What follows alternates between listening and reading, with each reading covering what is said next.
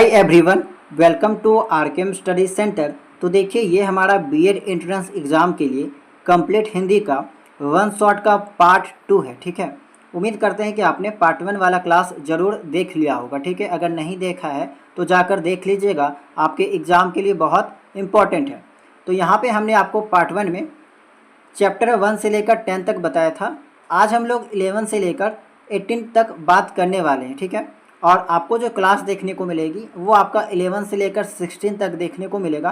बाकी हम लोग 17 और 18 का जो है आपको पीडीएफ प्रोवाइड करा देंगे। ठीक है, क्योंकि समय ना रहने के कारण इसका नोट्स जो है वो यहाँ पे नहीं बन पाया है, स्लाइड नहीं बन पाया है। ठीक है, इसी कारण से हम इसका पीडीएफ आपको दे देंगे और ये आपका ज़्यादा इम्पोर्टेंट नहीं है, बस अव्यय को थोड़ा सा देख लीजिएगा। बाकी उपसर्ग प्रत्यय आपका उतना इम्पोर्टेंट नहीं है। बाकी मैंने आपको बताया था कि 19 से लेकर 26 तक ये आपका वोकेब वाला सेक्शन हो जाता है और इसका भी पीडीएफ हम आपको प्रोवाइड करा चुके हैं। ठीक है, तो वहाँ से आप लोग पढ़ लीजिएगा। बाकी आज हम लोग 11 से स्टार्ट करके 16 तक देखेंगे। तो चलिए क्लास को स्टार्ट करते हैं। वन बाय वन आपके सामने सभी टॉपिक जो है वो आते हुए चलेगी। ठीक है, सबसे पहले जानते हैं कि वर्ण होता क्या है। देखिए, यहाँ पे आपको हिंदी में सारे वैसे टॉपिक हैं जिसको आपने पहले पढ़ रखा है। वैसे स्टूडेंट्स जिनका हिंदी नहीं भी है वे लोग भी अपना 10वीं क्लास तक हिंदी को पढ़े होंगे, तो यहाँ पे सभी चीज़ें आपको पहले से आती होगी। बस आप समझिए कि यहाँ पे आपका एक बार रिवीजन हो जाएगा। ठीक है, तो देखिए, वर्ण किसे कहते हैं? उस छोटी से छोटी ध्वनि को वर्ण कहा जाता है जिसके टुकड़े नहीं किए जा सकते हैं, जिसको बिना किसी वर्ण के सहायता से बोला जा सकता है। तो यहाँ पे वर्ण हो गया ये, जैसे कि अ, ई, उ, क हलंत, ख हलंत, ग हलंत। तो ये सब क्या है? वर्ण है, जिसको और भी छोटा में तोड़ा नहीं जा सकता। ठीक है, भाषा की सबसे छोटी इकाई ध्वनि या वर्ण है। देखिए, जब हम लोग बोलने में उपयोग करते हैं तो उसको ध्वनि कहेंगे, लेकिन वही जब हम लोग लिखने में उपयोग करेंगे तो उसको वर्ण कहेंगे। ध्वनि वर्ण का उच्चारित रूप है और वर्ण जो है ध्वनि का लिखित रूप है। ठीक है, तो ध्वनि क्या है? उच्चारित रूप, एंड वर्ण क्या है? लिखित रूप। तो ये चीज़ समझ में आ गया। वर्णमाला किसे कहेंगे? तो वर्णों के व्यवस्थित समूह को वर्णमाला कहा जाता है। ठीक है, तो ये कुछ बेसिक जानकारी थी। अब आगे देखते हैं। ये वाला स्लाइड बहुत इंपॉर्टेंट है, यहाँ से आपके एग्जाम में सवाल देखने को मिलेगा एंड इस चीज़ को लेके स्टूडेंट के मन में बहुत कन्फ्यूजन रहता है। तो देखिए, हिंदी में वर्णों की संख्या को लेकर विद्वानों में बहुत विवाद है। ठीक है, यानी कि मत जो है वो अलग अलग है। विभिन्न विद्वानों के द्वारा हिंदी में जो वर्णमाला है उसकी संख्या अलग अलग दी गई है एंड इसी कारण यहाँ पे बहुत सारा कन्फ्यूजन होता है। तो देखिए, कुछ महत्वपूर्ण विद्वानों के द्वारा जो वर्णमाला की संख्या दी गई है उसे मैंने यहाँ पे लिख दिया है, और अगर एग्जाम में आपका सवाल पूछा जा सकता है तो इसी के अंदर से पूछा जाएगा। ठीक है, हिंदी में वर्णों की संख्या को लेकर विद्वानों में बहुत विवाद है। हिंदी में वर्णों की संख्या किशोरी दास वाजपेयी के अनुसार 43, कामता प्रसाद गुरु के अनुसार 46, उदय नारायण तिवारी के अनुसार 51, धीरेन्द्र वर्मा के अनुसार 53 है आदि। तो यहाँ पे कुछ महत्वपूर्ण विद्वानों के द्वारा दी गई संख्याओं के बारे में लिखा हुआ है, तो इसको आप याद रखिएगा। नेक्स्ट है, स्वरों की संख्या को लेकर विद्वानों में विवाद है। तो बिल्कुल सही बात है, स्वर की संख्या को लेकर या फिर व्यंजन की संख्या को लेकर विद्वानों में विवाद हमेशा से रहा है। इसीलिए प्रश्नों की भाषा के अनुरूप आपको जवाब देना है। सामान्य स्थिति में स्वरों की संख्या 11 है। देखिए, ध्यान दीजिएगा इस चीज़ को कि सामान्य स्थिति में स्वरों की संख्या 11 है। स्वरों की अगर कुल संख्या पूछा जाए तो 13 है, और अगर शुद्ध उच्चारण की दृष्टि से पूछा जाए तो 10 है। तो सामान्य स्थिति में 11, कुल संख्या पूछा जाए तो 13, और शुद्ध उच्चारण की दृष्टि से पूछा जाए तो 10। आगे हम लोग बात करेंगे कि किसको किसको हम लोग यहाँ पे इसके अंतर्गत रखेंगे। तो अब देखते हैं कि मानक हिंदी वर्णमाला। अब विभिन्न विद्वानों के द्वारा वर्णमाला की संख्या तो दे दिया गया है, लेकिन अब यहाँ पे देखिए कि जो मानक है, यानी कि हम किसको सही मानेंगे या फिर किसको एक स्टैंडर्ड मानेंगे। जैसे यूनिट में होता है स्टैंडर्ड यूनिट, उसी तरह यहाँ पे सबसे जो ज़्यादा इम्पॉर्टेंट है या फिर जो मानक वैल्यू है, जिस टाइप में मैथ में देखने को मिलता है मानक, तो उसी तरह यहाँ पे मानक जो हिंदी वर्णमाला है वो किसको मानेंगे। तो देखिए, मूलतः हिंदी में उच्चारण के आधार पर 45 वर्ण है, जिसमें से आपका 10 स्वर 35 व्यंजन है, एवं लेखन के आधार पर 52 वर्ण है, यानी कि 13 स्वर और 35 व्यंजन, 4 संयुक्त व्यंजन। स्वर किसको किसको कहेंगे तो ये चीज़ आपको मालूम होगा, एक बार देख लीजिए आप। अ अमेकड़ा, हर्षय दुर्घय, हर्षव दुर्घव, री है, ए आय, ओ आओ, अंग अ, तो ये सब टोटल देखा जाए तो 13 है। ठीक है, 10 + 3 अंग और अ को अगर कुल पूछा जाए तो ये सब जोड़ दिया जाता है एंड यहाँ पे 13 हो जाएगा। अगर इसको नहीं जोड़िएगा तो फिर आपका 11 हो जाएगा। नॉर्मली बहुत सारा किताब में 11 दिया रखा होता है एंड ये अंग और अ को जो है नहीं जोड़ा हुआ रहता है। ठीक है, व्यंजन, व्यंजन की संख्या देखिए कि व्यंजन की संख्या यहाँ पे कितना है। तो क वर्ग में जो 5 आता है, च वर्ग में, ट वर्ग में, त एंड प वर्ग, तो यहीं पे आपका 25 हो गया। इसके अलावा द्विगुण व्यंजन ड और ढ, ठीक है, अंतस्थ व्यंजन य र ल व, उसमें व्यंजन तीनों स और ह है आपका, संयुक्त व्यंजन 4, टोटल देखा जाए तो 33 + 2 यानी कि 35 हो जाता है। ठीक है, एंड इसके अलावा जो संयुक्त व्यंजन है वो आपका हो जाएगा 4 ठो, यानी कि 39। तो इतना समझ में आ गया। इसका आप लोग स्क्रीनशॉट ले लीजिएगा क्योंकि नंबर को लेके यहाँ पे बहुत सारा डाउट रहता है। आगे है कि स्वर किसे कहेंगे। अब देखिए, वर्णों को यहाँ पे जो क्लासिफाइड किया जाता है, बांटा जाता है, वो 2 टाइप में बांटा जाता है, एक स्वर वर्ण और दूसरा व्यंजन वर्ण। अब हम लोग पढ़ते हैं कि स्वर वर्ण किसे कहते हैं। तो देखिए, स्वतंत्र रूप से बोले जाने वाले वर्ण को स्वर वर्ण कहते हैं। ठीक है, परंपरागत रूप से इनकी संख्या 13 मानी गई है, जो कि आपका कुल संख्या है। उच्चारण की दृष्टि से इनमें 10 ही स्वर है एंड अगर नॉर्मली पूछा जाए साधारण तो 11 होता है। ठीक है, अगर आपके एग्जाम में पूछा जाता है MCQ प्रश्न में तो ज़्यादातर चांस है वहाँ पे 11 जवाब सही होगा एंड 11 अगर ऑप्शन होगा तो वही टिक कीजिएगा। जब तक अलग से आपको परंपरागत वर्ड नहीं दिखेगा या फिर उच्चारण की दृष्टि से नहीं दिखेगा तब तक आपको 11 को टिक करना होगा। ठीक है, आगे अब देखिए, स्वर को बहुत यहाँ पे आधार पे बांटा गया है एंड ये थोड़ा सा आपका डिटेल जाने वाला है, तो इस चीज़ को ध्यान दीजिएगा। डिटेल पढ़ाने का मकसद ये है कि पिछला साल आपको जो है डिटेल में सवाल पूछा गया था, यानी कि बहुत अंदर से सवाल को पूछा गया था, इसलिए हम यहाँ पे आपको स्वर को डिटेल में क्लासिफाइड करके बताने वाले हैं। तो देखिए, मात्रा और उच्चारण के आधार पे देखा जाए तो स्वर वर्ण को 3 भागों में बांटा जाता है एंड ये तीनों के बारे में तो सभी को मालूम होगा, लेकिन अभी जब हम लोग नेक्स्ट टाइप में देखेंगे तो वो सब चीज़ें फिर आपको मालूम नहीं होगी। ठीक है, ह्रस्व स्वर किसको कहेंगे, जिनके उच्चारण में कम समय लगता है, यानी कि एक मात्रा का समय लगेगा, अ, हर्षई, हर्षव, ये सब हो गया। दीर्घ स्वर जिसके उच्चारण में अधिक समय लगता है, ये सब आपका हो गया। इसके अलावा प्लुत स्वर क्या होता है, जिनके उच्चारण में दीर्घ स्वर से भी अधिक समय लगता है, जैसे कि किसी को पुकारने में या नाटक के संवादों में इसका प्रयोग किया जाता है, जैसे कि बोलते हैं हम लोग राम, तो लंबा जब खींचा जाता है शब्द को तो यहाँ पे आपका प्लुत स्वर होता है। ठीक है, तो ये चीज़ आपको समझ में आ गया।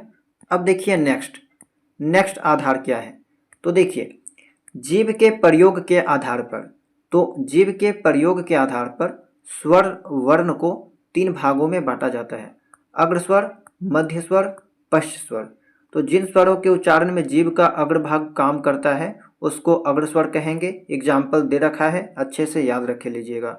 मध्य स्वर किसको कहेंगे, जिन स्वरों के उच्चारण में जीव का मध्य भाग काम करता है। ठीक है, पश्च स्वर जिन स्वरों के उच्चारण में जीव का पिछला भाग काम करेगा उसको पश्च स्वर के नाम से जाना जाता है। ठीक है, ये वाला बहुत सारे स्टूडेंट को पता नहीं होगा, लेकिन याद रखिएगा, हो सकता है सवाल पूछ लिया जाए। ठीक है, चलिए नेक्स्ट है आपका मुख द्वार, यानी कि मुख विवर के खुलने के आधार पर आपका किसी भी वर्ण का उच्चारण करते हैं तो आपका जो मुख है वो कितना खुलता है, आधा खुलेगा या पूरा खुलेगा या बंद रहेगा, उसके आधार पे यहाँ पे 4 भागों में बांटा गया है। एक होता है विवृत, अर्धविवृत, अर्धसंवृत एंड संवृत। इसके बारे में भी बहुत सारे स्टूडेंट्स को मालूम नहीं होगा एंड यहाँ से आपका एक सवाल जो है पिछला साल पूछा गया है। ठीक है, तो विवृत, जिन स्वरों के उच्चारण में मुख द्वार पूरा खुलता है। ठीक है, वैसा वर्ण जिसके उच्चारण में मुख का जो द्वार है,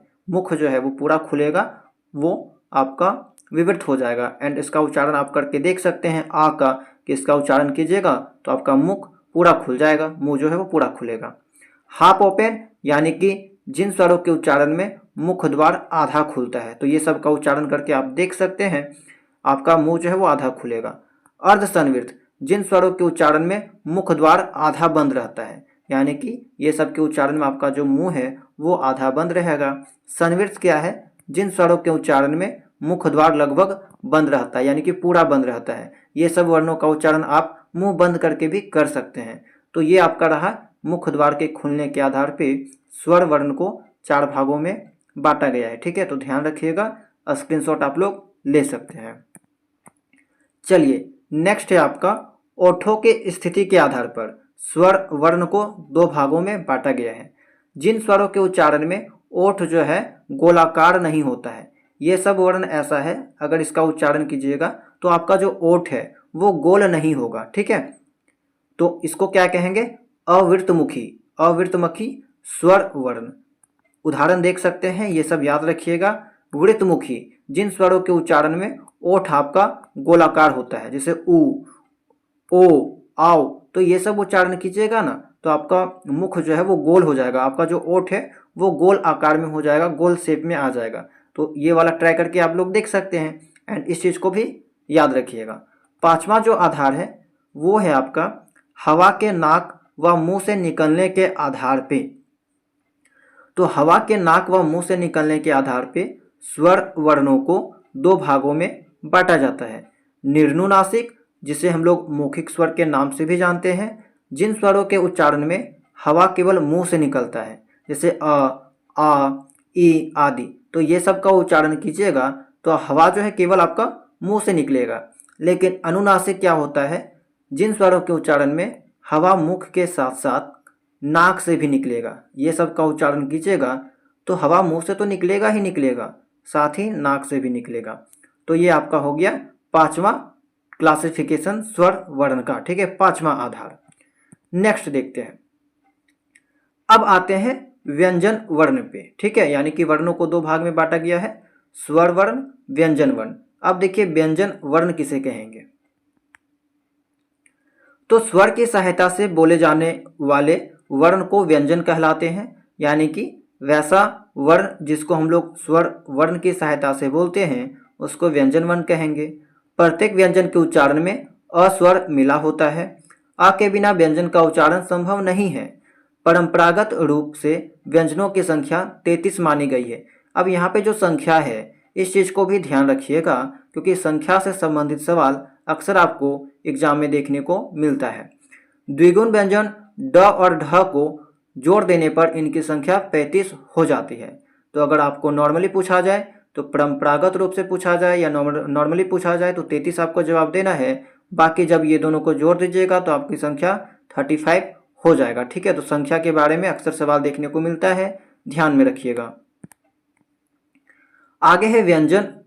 तो देखिए जिन वर्णों के उच्चारण में वही बात हो गया कि 2 ध्वनियां सुनाई पड़ती है, वे व्यंजन वर्ण कहलाते हैं, यानी कि 2 वर्णों के मेल से बनता है। व्यंजन वर्ण क, च, ट, त, प वर्ग समूह में होते हैं। बिल्कुल, क वर्ग, क वाला समूह को यहाँ पे क वर्ग कहते हैं एंड इसमें आपका 5 वर्ण हो गया। छ वर्ग कहलाएगा ये आपका ट वर्ग, त वर्ग, प वर्ग, तो यहीं पे आपका 25 हो गया। ठीक है, तो ये सब वर्ग पे चलता है। क से स्टार्ट होता है इसीलिए इसको क वर्ग के नाम से जानते हैं। च से स्टार्ट होता है तो च वर्ग, तो ये सब जो है सब आपका व्यंजन के अंतर्गत आ जाएगा। आगे है आपका अंतस्थ व्यंजन, संघर्षी या जिसे हम लोग उसमें व्यंजन के नाम से भी जानते हैं, एंड संयुक्त व्यंजन। ठीक है, तो ये आपका हो गया अंतस्थ व्यंजन, संघर्षी उसमें व्यंजन या संयुक्त व्यंजन। अब देखिए संयुक्त व्यंजनों का निर्माण। तो संयुक्त व्यंजन जो है आपका वो 2 वर्णों के मेल से बनता है एंड ये वाला भी आपका इंपॉर्टेंट है कि कौन सा संयुक्त व्यंजन किस किस चीज़ से मिलके बना है, किस किस वर्ण से मिलके बना है। तो इसको याद रखिएगा। छ कैसे बना है, त्र कैसे बना है, ज्ञा कैसे बना है, स्र कैसे बना है, तो ये चीज आप ध्यान में रखिएगा, ठीक है। आगे है व्यंजनों का वर्गीकरण। अब बात करते हैं कि व्यंजन को कैसे क्लासिफाइड किया गया है, कैसे इसको बांटा गया है। तो सबसे पहला जो इसका टाइप है वो है स्पर्श व्यंजन। स्पर्श व्यंजन क्या होता है, तो जिन व्यंजन वर्णों का उच्चारण करते समय वायु की टकराहट कंठ, तालु, मूर्धा, दंत, ओष्ठ को छूती हुई निकले वो स्पर्श व्यंजन कहलाते हैं। स्पर्श का मतलब ही होता है टच करना यानी कि छूना, ठीक है। तो स्पर्श व्यंजन वही आपका हो गया जो पांचों वर्ग था, क वर्ग, उसके बाद च वर्ग था, ट वर्ग था, यहाँ पे च वर्ग छूट गया है, ठीक है, तो ध्यान दीजिएगा। अच्छा है यहाँ पे, ठीक है, च वर्ग भी है, ट है, त है एंड प वर्ग है, एंड सभी का उच्चारण स्थान भी ध्यान दीजिएगा, ठीक है। तो ये आपका हो गया व्यंजन। आगे अब देखिए वर्णों को यहाँ पे देखा जाए तो व्यंजन वर्ण को जो है यहाँ पे दो भागों में बांटा जाता है। अगर घोषत्व के आधार पे देखा जाए तो घोषत्व का मतलब क्या होता है, घोष का अर्थ एक्चुअली होता है कि स्वर तंत्रियों में ध्वनि का कंपन। अगर हमारे स्वर तंत्रियों में यानी कि वोकल जो कोड है वहाँ पे कंपन होता है तो उसके आधार पे वर्ण को हम लोग दो भाग में बांटते हैं, एक होता है अघोष और दूसरा होता है सघोष। तो जिन ध्वनियों के उच्चारण में तंत्र जो है वो कंपित नहीं होता है, हमारी जो स्वर तंत्रिका है वो कंपित नहीं होगा तो उसको कहेंगे अघोष। जैसे कि कौन कौन आएगा इसके अंतर्गत, तो प्रत्येक वर्ग का पहला और दूसरा व्यंजन, प्रत्येक वर्ग का। देखिए जैसे कि क वर्ग में देखें तो क वर्ग का पहला और दूसरा व्यंजन आएगा, जैसे क हो गया, ख हो गया, तो ये यहाँ पे आ जाएगा। इसके अलावा च वर्ग में देखेंगे च और छ हो गया, तो इसी तरह प्रत्येक वर्ग का जो 5 वर्ग मैंने आपको बताया, ठीक है, तो प्रत्येक वर्ग का पहला और दूसरा व्यंजन आपको यहाँ पे दिखाई देगा, ठीक है, ये इसका एग्जाम्पल हो जाएगा। सेम अगर सघोष के बारे में बात करेंगे तो जिन वर्णों के उच्चारण में कंपन होता है वे वर्ण सघोष या घोष वर्ण कहलाते हैं। सेम देखिए प्रत्येक वर्ग का पहला, तीसरा, चौथा और पांचवा, प्रत्येक वर्ग का पहला, तीसरा, चौथा और पांचवा यहाँ पे हो जाएगा, ठीक है। और यहाँ पे क्या था, पहला और दूसरा, एंड सघोष में आपका है, अच्छा सघोष में जो है ना आपका यहाँ पे थोड़ा सा मिस्टेक है, पहला नहीं होगा, ठीक है, क्योंकि पहला वाला आपका कहाँ पे आ जाएगा, पहला और दूसरा वाला जो है आपका अघोष के अंतर्गत आता है, ठीक है। एंड बाकी जो तीसरा हो गया, चौथा हो गया एंड पांचवा, ये आपका सघोष में आ जाएगा। तो ये चीज थोड़ा सा करेक्शन कर लीजिएगा, यहाँ पे मिस्टेक हो गया है, ठीक है। तो चलिए आगे बढ़ते हैं। अब देखिए अल्प प्राण और महाप्राण क्या है। तो देखिए अब क्या है कि प्राणत्व के आधार पे वर्णों को दो भाग में बांटा जाता है। प्राण का अर्थ होता है हवा से, ठीक है, यानी कि किसी के उच्चारण से जो है मुख से हवा कम निकलता है एंड किसी वर्ण के उच्चारण से मुंह से हवा ज्यादा निकलेगा। तो उस आधार पे वर्णों को दो भाग में बांटा जाता है, अल्प प्राण एंड महाप्राण। जिन व्यंजनों के उच्चारण से मुख से कम हवा निकलती है उसे अल्प प्राण कहते हैं। जैसे कि प्रत्येक वर्ग का पहला हो गया, तीसरा एंड पांचवा, ठीक है, पहला, तीसरा और पांचवा आपका अल्प प्राण में आ जाएगा। एंड महाप्राण क्या है, जिन व्यंजनों के उच्चारण में अधिक वायु मुख से बाहर निकलती है वे महाप्राण कहलाते हैं। तो यहाँ पे क्या हो जाएगा, हर वर्ग का आपका जो है यहाँ पे हो जाएगा सेकेंड और फोर्थ, यानी कि दूसरा और चौथा, ये आपका सही दे रखा है, ठीक है। पहला, तीसरा और पांचवा एंड दूसरा और चौथा आपका महाप्राण के अंतर्गत आ जाएगा। यहाँ पे वर्ग का मतलब आपको समझ में आ रहा होगा कि मैंने 5 वर्ग अभी बताया, क से क वर्ग, च से च वर्ग, ट से ट वर्ग, त से त वर्ग एंड प से प वर्ग। तो वही वाला वर्ग के बारे में बात कही जा रही है कि प्रत्येक वर्ग में आपका 5-5 जो वर्ण था, तो उनमें से जो आपका है पहला, तीसरा और पांचवा वर्ण आपका इसके अंतर्गत आ जाएगा एंड दूसरा और चौथा आपका इसके अंतर्गत आ जाएगा, ठीक है। चलिए नेक्स्ट देखते हैं। अब जो व्यंजन वर्ण है उसका दूसरा टाइप है अंतस्थ व्यंजन। जिन वर्णों का उच्चारण वर्णमाला के बीच अर्थात स्वर और व्यंजनों के बीच होता है वे अंतस्थ व्यंजन कहलाते हैं, ठीक है। अंतस्थ व्यंजन आपको मालूम है कि किसको किसको कहेंगे, जैसे कि य हो गया, र, ल, व, यही चारों आपका अंतस्थ व्यंजन है, ठीक है। तो ये चीज ध्यान में रखिएगा। उष्म एवं संघर्षी व्यंजन, आगे है उसमें एवं संघर्षी व्यंजन। तो देखिए, जिन व्यंजनों का उच्चारण करते समय वायु किसी स्थान विशेष पर घर्षण करती है, यानी कि ये सब का उच्चारण करेंगे तो हमारे मुख से जो वायु निकलेगी वो घर्षण करेगी, रगड़ती हुई बाहर निकलेगी, जिसमें गर्मी पैदा होता है। जैसे ये सब का उच्चारण कीजिएगा तो आपको ऐसा लगेगा कि अंदर से जो है वो गर्मी बाहर निकल रही है। ठीक है, तो ये तीनों सा हो गया एंड ह, ये आपका उष्म या संघर्षी व्यंजन के नाम से जाना जाता है। नेक्स्ट है आपका नेक्स्ट टाइप। देखिए यहाँ पे उत्क्षिप्त होगा। ठीक है, उत्क्षिप्त या द्विगुण व्यंजन पूछा जाता है कि बताइए इनमें से कौन सा उत्क्षिप्त व्यंजन है या फिर द्विगुण व्यंजन है। तो वर्णमाला में जो वर्ण शब्दों के रूप में नीचे अनुस्वार बिंदु के साथ प्रयोग के रूप में लाए जाते हैं वे द्विगुण व्यंजन कहलाते हैं। इनमें जीभ पहले ऊपर उठती है, फिर जीभ मूर्धन्य उच्चारण पर आ जाती है। सिंपल से समझिए कि ये दो जो वर्ण है इसको हम लोग द्विगुण व्यंजन कहेंगे। ये दोनों के नीचे जो है वो बिंदु है। ठीक है, ड के नीचे बिंदु है, ढ के नीचे बिंदु है, तो ये सब आपका ये दोनों दो ही होते हैं। ठीक है, द्विगुण व्यंजन आपका यही दो होते हैं, इसी को उत्क्षिप्त व्यंजन के नाम से जानते हैं। डिफिनेशन याद रखने का जरूरत नहीं है, यहाँ से सवाल नहीं पूछेगा, बस ये पूछ सकता है कि बताइए इनमें से कौन सा द्विगुण व्यंजन है या फिर कौन सा उत्क्षिप्त व्यंजन है। ठीक है, तो बस ये दोनों का नाम याद रखना है।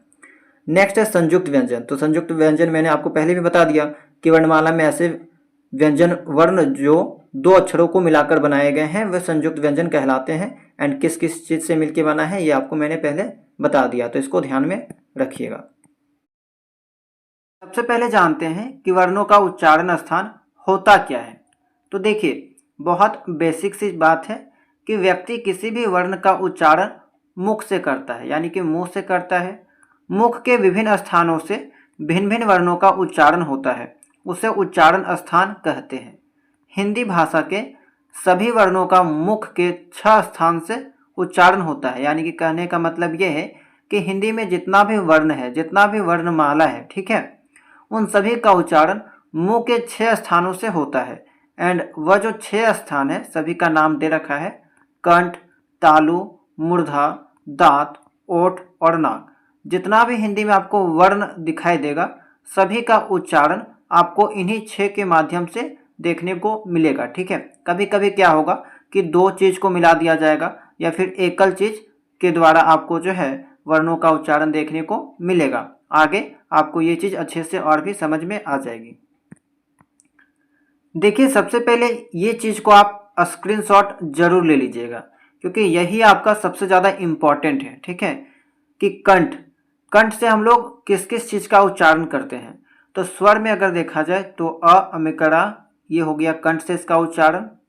आप उच्चारण करके देख भी सकते हैं, आपको दिखाई देगा कि ये चीज़ों का उच्चारण आप कंठ के द्वारा कर रहे हैं, यानी कि गला के द्वारा।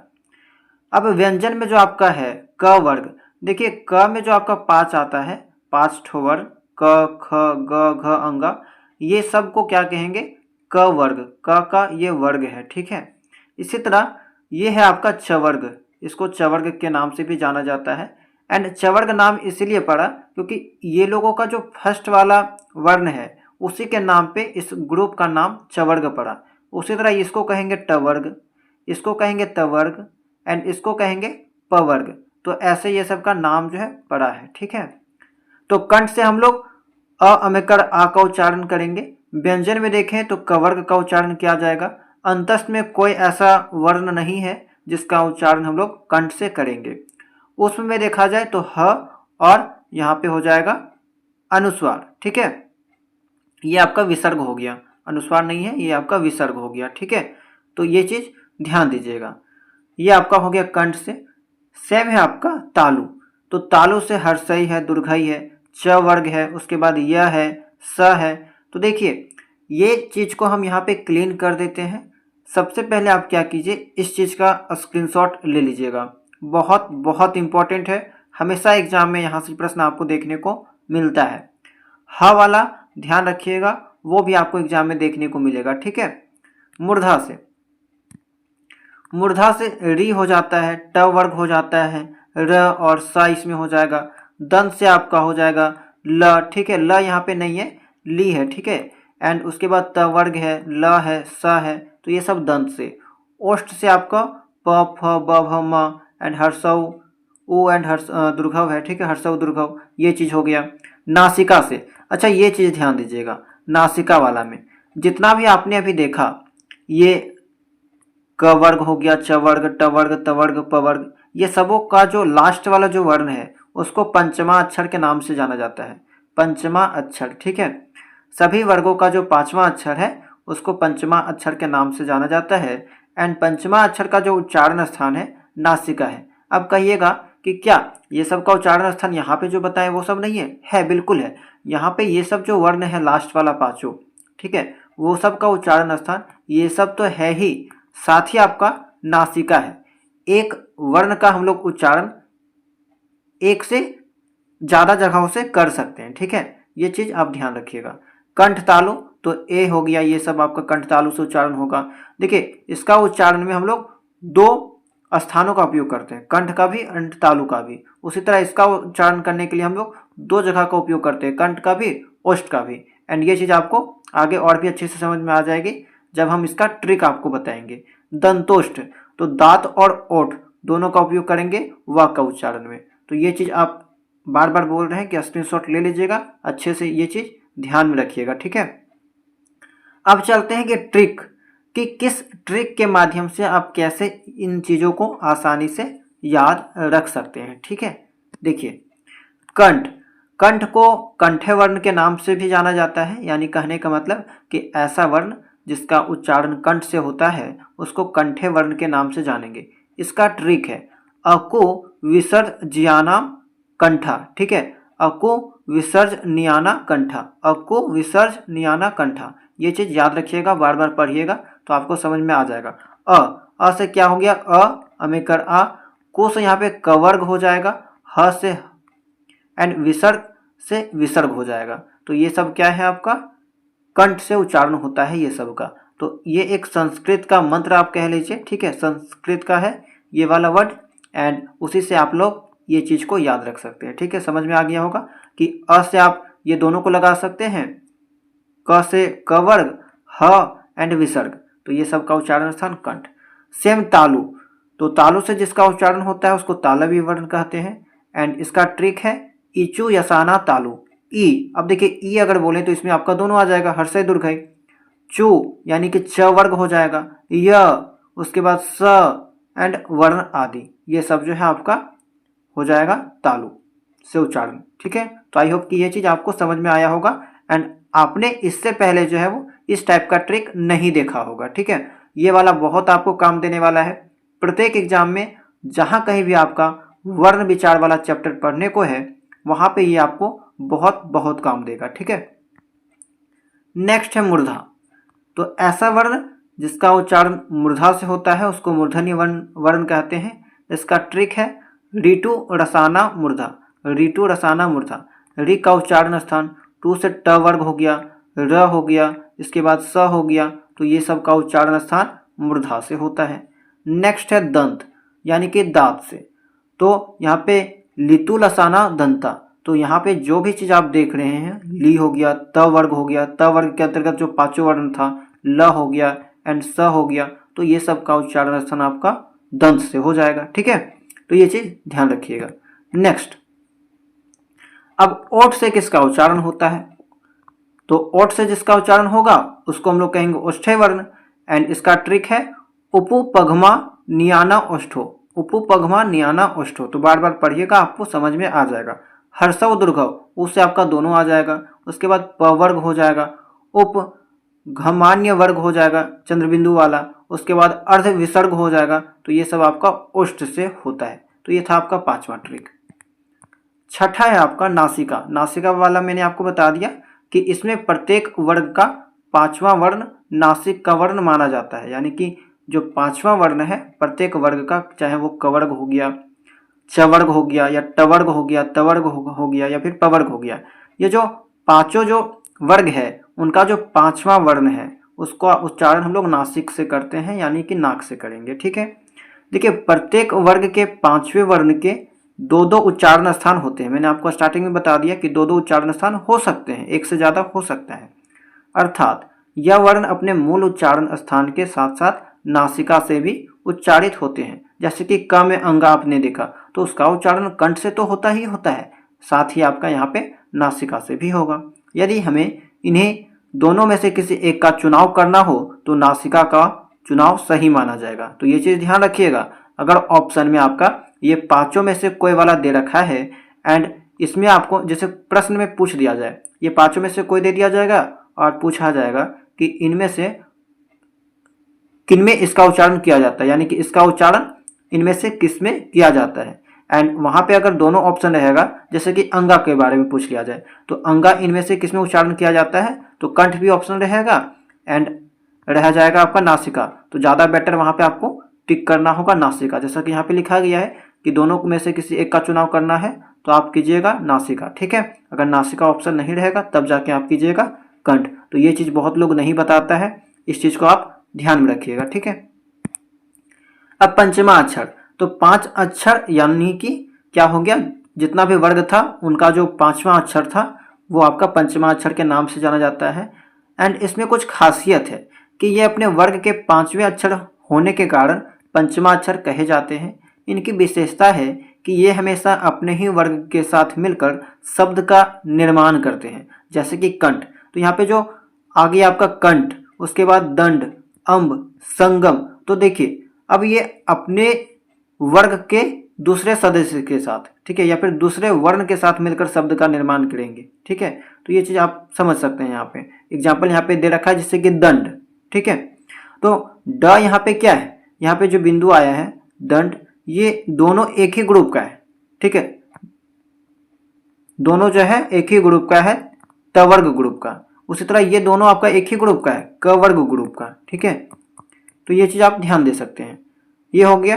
ज़्यादा से ज़्यादा आपको क्या याद रखना है कि पंचमाक्षर का उच्चारण स्थान कहाँ से होता है, तो नासिका से, ठीक है। ये वाला पूछा जा सकता है। आगे है आपका कंठ तालु। इसका ट्रिक है कंठ तालव्य वर्ण, यानी कि कह सकते हैं एरतो कंठ तालु। ये ट्रिक है आपका एरतो कंठ तालु। ए से आप देखिए, ए आई यहाँ पे दोनों हो गया। एंड ये देखिए यहाँ पे क्या चल रहा है कि ये दोनों का जो है, जैसे ये हो गया या फिर आई हो गया, ये दोनों बना किससे है, तो अ प्लस ई, ठीक है, अ प्लस ई। एंड अ का उच्चारण स्थान होता है कंठ से, ई का होता है तालु से, तो इसीलिए दोनों को मिला के कहा गया कंठ तालु।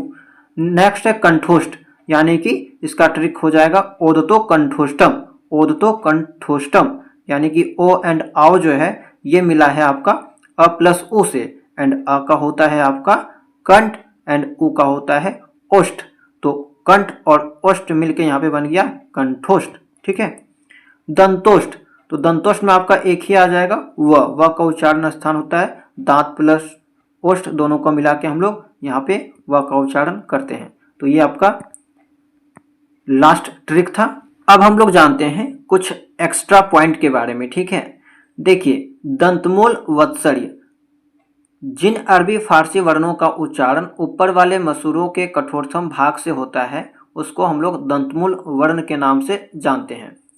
यहाँ पे जो वर्ण है वो आपका अरबी फारसी का वर्ण है, जैसे कि फ के नीचे यहाँ पे लेफ्ट साइड जो है बिंदु है, जा के यहाँ पे नीचे बिंदु है। तो ये सब क्या है, अरबी फारसी वर्ण है। एंड ये सब का उच्चारण करके आप देखिए कि फ जाफर जिसको कहेंगे, ठीक है, जाफर से बन सकता है, ज से जाफर। तो ये सब का जो उच्चारण स्थान है वो ऊपर वाले मसूरों के कठोरतम भाग से होता है, ठीक है। आप मुंह से उच्चारण करके देख सकते हैं। तो ध्यान रखिएगा एग्जाम्पल को कि फ हो गया, ज हो गया, ये सब का उच्चारण स्थान कहाँ से होगा, तो दंत मूल से। नेक्स्ट है आपका जिह्वा मूलक। तो जिन अरबी फारसी के वर्णों का उच्चारण जिह्वा के पिछले भाग से होता है, यानी कि जिभ के पिछले भाग से होता है, तो क। अब क यहाँ पे नहीं समझिएगा, ये क नहीं है, क नीचे यहाँ पे बिंदु है, अरबी फारसी का वर्ण है, ठीक है। अरबी फारसी में उपयोग किया जाता है ख ग। तो ये सब का उच्चारण जो है वो आपका ऐसा लगेगा कि जीभ के पिछले वाले भाग से आप कर रहे हैं, ठीक है। तो ये आपका हो गया जिह्वा मूलक। अगर आपसे पूछ लिया जाए कि बताइए इसका उच्चारण स्थान कहाँ है, यहाँ पे बिंदु दे देगा तो आपको बताना होगा कि जिह्वा मूलक वर्ण है ये सब, ठीक है। किस टाइप का वर्ण है, तो जिह्वा मूलक। आगे है अली जिह्वा, या इसी का दूसरा नाम है काकल्य वर्ण। एंड ये सवाल आपका एग्जाम में जो है वो आया हुआ एक बार है, बीएड एग्जाम में एक बार पूछा गया सवाल है कि बताइए इनमें से कौन सा काकल्य वर्ण है, ठीक है। तो इसका दूसरा नाम है अली जिह्वा या फिर कह सकते हैं काकल्य वर्ण। तो जिन वर्णों के उच्चारण में मुख खुला रहता है, यानी कि मुंह जो है वो खुला रहता है तथा वायु कंठ को खोलकर झटके से बाहर आती है। वायु जो है कंठ को खोलकर झटके से बाहर आएगी। तो एग्जाम्पल याद रखिएगा, एक एग्जाम्पल है इसका ह, ठीक है, ह। तो ये एग्जाम्पल याद रखिएगा। इसको कहेंगे काकल्य वर्ण के नाम से जाना जाता है या अलिजिह्वा वर्ण के नाम से जाना जाता है। अब हम जानते हैं अक्षर के बारे में। कुछ बेसिक जानकारी आप याद रखिए अक्षर के बारे में। हालांकि आपको मालूम होगा कि अक्षर क्या होता है, वर्ण क्या होता है, लेकिन बस एक रिवीजन पर्पज से आप इस चीज को याद रखिए, ठीक है। एक या एक से अधिक ध्वनियों का वह समूह जिसका उच्चारण एक झटके से होता है उसे हम अक्षर कहते हैं। जैसे कुशासन एक शब्द है जिसमें वर्ण क्या है, इस प्रकार है। तो पूछ लिया जाए कि कुशासन में कितना वर्ण है, तो देखिए क हो गया, हलंत हो गया, क हलंत, ठीक है। उसके बाद इसमें उ आ जाएगा हलंत। तो 1 2 3 4 5 6 7 8 वर्ण हो जाएगा, ठीक है। तो ये चीज याद रखिएगा। अक्षर दो प्रकार के होते हैं, बुद्धाक्षर, मुक्ताक्षर। इसके अंतिम ध्वनि व्यंजन होती है। तो जिसका अंतिम ध्वनि व्यंजन होगा उसको हम लोग बुद्धाक्षर के नाम से जानेंगे। जैसे कि ये सब हो गया नाम, हल, सबके लास्ट में हलंत का उपयोग किया गया है, ठीक है। तो ये आपका बुद्धाक्षर हो गया।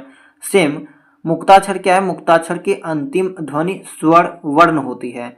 जैसे कि खा, तो खा को तोड़ेंगे तो अंतिम ध्वनि क्या है, ख प्लस अमेकर आ। तो ये आपका क्या है, यहाँ पे मुक्ताक्षर हो जाएगा। ज, ग, तो सबका अंतिम जो अक्षर होगा तोड़ने पे वो आपका स्वर होगा, स्वर वर्ण होगा, एंड इसी कारण ये मुक्ताक्षर कहलाएगा। तो अक्षर को दो टाइप में मैंने बांटा, बुद्धाक्षर एंड मुक्ताक्षर, दोनों याद रखिएगा। नेक्स्ट है आपका बलाघात। बलाघात क्या होता है, इसी का दूसरा नाम है स्वराघात। स्वराघात कह लीजिए या फिर बलाघात कह लीजिए, बात इक्वल है। किसी शब्द का उच्चारण करते समय खास खास अक्षर पर स्वर को धक्का लगता है, स्वर वर्ण को धक्का लगता है, उसे हम बलाघात कहते हैं। जैसे इंद्र, विष्णु, निसंदेह। अब देखिए इन वाक्यों में उच्चारण स्पष्ट करने के लिए क्रमशः ई पे, इंद्र यहाँ पे आप उच्चारण जो है यहाँ पे धक्का लग रहा है, जोर लग रहा है, ठीक है। ई, वी पे विष्णु, तो यहाँ पे क्या होगा, वी पे धक्का लग रहा है। नी यानी कि निसंदेह, तो नी पर ज्यादा जोर लगाना पड़ा, अतः इन्हीं वर्णों पर बलाघात माना जाएगा। तो ये कुछ बेसिक सी जानकारी थी आपको उच्चारण स्थान एंड अक्षर के बारे में। सभी चीजें आपने 10वीं क्लास तक पढ़ रखा होगा। आप लोग बच्चे नहीं हैं, एक बार भी ये सब चीज़ों को रीड कीजिएगा, पढ़िएगा, तो आई होप कि आप लोगों को सभी चीज़ें आसानी से समझ में आ जाएगी। बस ज़रूरत है कि कुछ कुछ चीज़ों को आप याद रखिएगा क्योंकि आप लोग भूल चुके होंगे, ठीक है।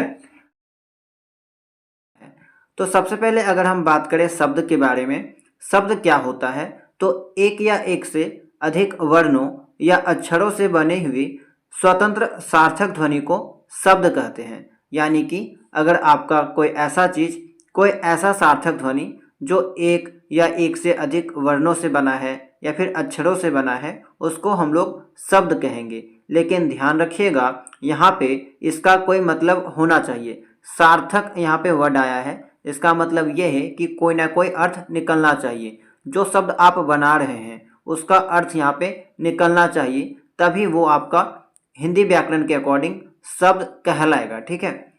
देखिए पानी, पानी का मतलब है एक जल जिसको आप लोग पानी पीते हैं, ठीक है। आम है, हाँ, ना, तब, ये सब क्या है, शब्द है। वहीं अगर आप इसको जैसे तैसे बना देते हैं, जैसे कि पानी का निपा कर देते, तो क्या ये शब्द कहलाता? नहीं, क्योंकि इसका कोई मीनिंग नहीं निकलता है, अर्थ नहीं निकलता है। तो शब्द क्या है, दो या दो से अधिक वर्णों के मेल से जो ध्वनि बनती है, जो चीज बनेगा, जिसका एक सार्थक अर्थ निकलेगा, उसको हम लोग शब्द कहेंगे। अब हिंदी के शब्दों के वर्गीकरण के 4 आधार हैं, यानी कि हिंदी व्याकरण के अकॉर्डिंग शब्दों को जो बांटा गया है वो 4 आधार पे बांटा जाता है।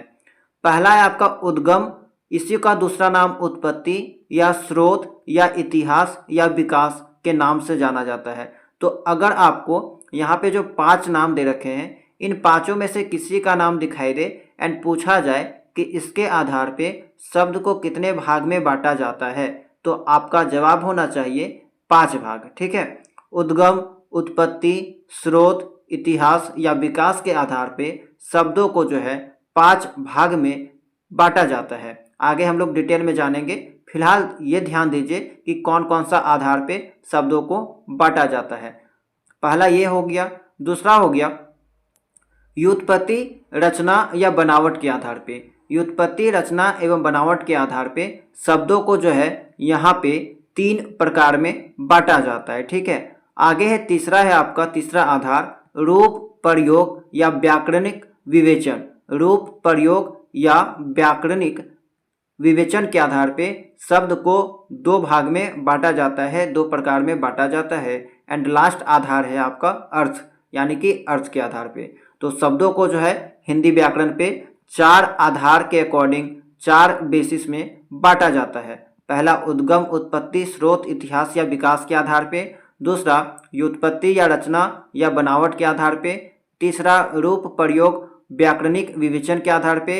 एंड चौथा है अर्थ के आधार पे। यहाँ पे जितना भी पॉसिबल नाम था सभी को मैंने लिख दिया। एंड एग्जाम में आपको जो घुमा फिरा के सवाल देता है।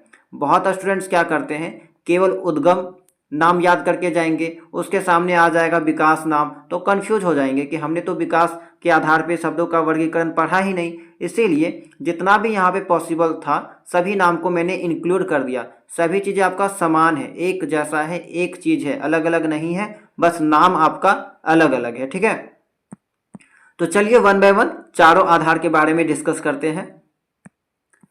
देखिए, पहला है आपका उद्गम, उत्पत्ति, स्रोत, इतिहास या विकास के आधार पे अगर आपसे पूछा जाए कि बताइए इस आधार पे शब्दों को कितने टाइप में बांटा गया है, कितने प्रकार में बांटा गया है, तो 5 प्रकार में। कौन कौन सा? तत्सम, तद्भव, देशज या इसी को देशी भी कहा जाता है। अगला है विदेशज या इसी को विदेशी या फिर आगत शब्द के नाम से जाना जाता है। एंड 5वां है संकर शब्द। बहुत सारे व्याकरण किताब में आपको संकर शब्द नहीं देखने को मिलेगा, लेकिन कहीं कहीं आपको देखने को मिलेगा। मॉडर्न युग का जो अभी व्याकरण आपका चल रहा है, आधुनिक व्याकरण, उसमें आपको इसको भी इंक्लूड कर दिया गया है। ठीक है, तो 5 टाइप में बांटा जाता है उद्गम के आधार पे, तत्सम, तद्भव, देशज, विदेशज और संकर। चलिए 1 बाय 1 डिस्कस करते हैं पांचों को। ठीक है, देखिए तत्सम के बारे में अगर बात की जाए तो तत्सम का अगर आप इसको तोड़ेंगे, इसका संधि विच्छेद करेंगे तो कुछ ऐसे होगा, तत् प्लस सम। एंड इसका अर्थ क्या है? उसके समान, अर्थात संस्कृत के समान। ठीक है, तत्सम का अर्थ क्या होता है? उसके समान। इसको अगर जैसे आप तोड़िएगा तो तत् प्लस सम यानी कि उसके समान। एंड उसके समान किसके समान? तो संस्कृत के समान के बारे में बात कही जाती है। ठीक है, कैसे डिफाइन करेंगे? तो हिंदी में अनेक शब्द संस्कृत से सीधे आए हैं और आज भी उसी रूप में प्रयोग किए जा रहे हैं। हिंदी में आप देखिएगा बहुत ऐसा शब्द है जो एक्चुअल में संस्कृत का शब्द है, लेकिन प्रयोग आपका हिंदी में किया जाता है। ठीक है, बिना किसी परिवर्तन के आपको हिंदी में उसका उपयोग किया जाता है। तो हिंदी में अनेक शब्द संस्कृत से सीधे आए हैं और आज भी उसी रूप में प्रयोग किए जा रहे हैं। अतः संस्कृत के ऐसे शब्द जिसे हम ज्यों का त्यों प्रयोग में लाते हैं तत्सम शब्द कहलाते हैं, यानी कि वे सभी शब्द को तत्सम शब्द कहेंगे। जैसे कि अग्नि, एक्चुअल में ये जो वर्ड है अग्नि वो आपका संस्कृत का शब्द है, लेकिन हिंदी में भी आपका जैसे सेम जो है same as it is use किया जाता है। वायु, माता, पिता, प्रकाश हो गया, पत्र हो गया, सूर्य हो गया, तो ये सब देखने से भी लगता है कि ये सब संस्कृत का शब्द है। ठीक है, एंड हिंदी में भी ये सब का उपयोग जो है वो एज इट इज किया जाता है। तो आई होप कि आपको तत्सम समझ में आ गया होगा। याद रखिएगा इसके संधि विच्छेद से कि तत्सम तत् प्लस सम, जिसका अर्थ होता है उसके समान। उसके समान यानी कि किसके समान के बारे में बात कही जाती है? तो संस्कृत शब्द के समान। तो संस्कृत का ऐसा शब्द जिसको एज इट इज हिंदी में उपयोग किया जाता है उसको तत्सम शब्द कहते हैं। उदाहरण अग्नि, वायु, माता पिता, प्रकाश, पत्र, सूर्य आदि और भी बहुत सारे एग्जाम्पल हो सकते हैं। एग्जाम में सवाल कैसे पूछा जाता है? मान लीजिए कोई ऑप्शन उठा के दे दिया, बताइए सूर्य ये कौन सा शब्द है? तद्भव है, तत्सम है, देशज है, विदेशज है? तो आपको टिक करना होगा कि ये तत्सम शब्द है। ठीक है, चलिए सेकेंड टाइप में जाते हैं, तद्भव। सेम आपको इसमें भी करना है। तद्भव का संधि विच्छेद कीजिएगा तो तत् प्लस भव यानी कि उससे होना। इसका अर्थ क्या होगा? तत् प्लस भव एंड इसका शब्द अर्थ होगा उससे होना।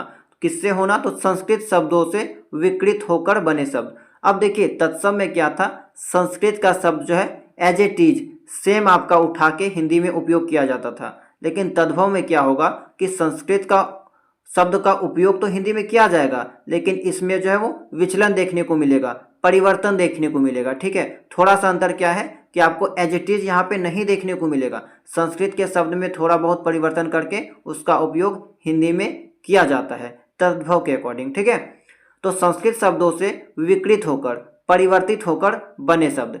हिंदी में अनेक शब्द ऐसे हैं जो निकले तो संस्कृत से ही हैं, पर प्राकृतिक अपभ्रंश पुरानी हिंदी से गुजरने के कारण बहुत बदल गए हैं। वे शब्द जो संस्कृत भाषा से विचलित होकर बने हैं उसे तद्भव शब्द कहते हैं। जैसे कि आप समझ सकते हैं आंसू। आंसू जो शब्द बना है वो किससे बना है? अश्रु से।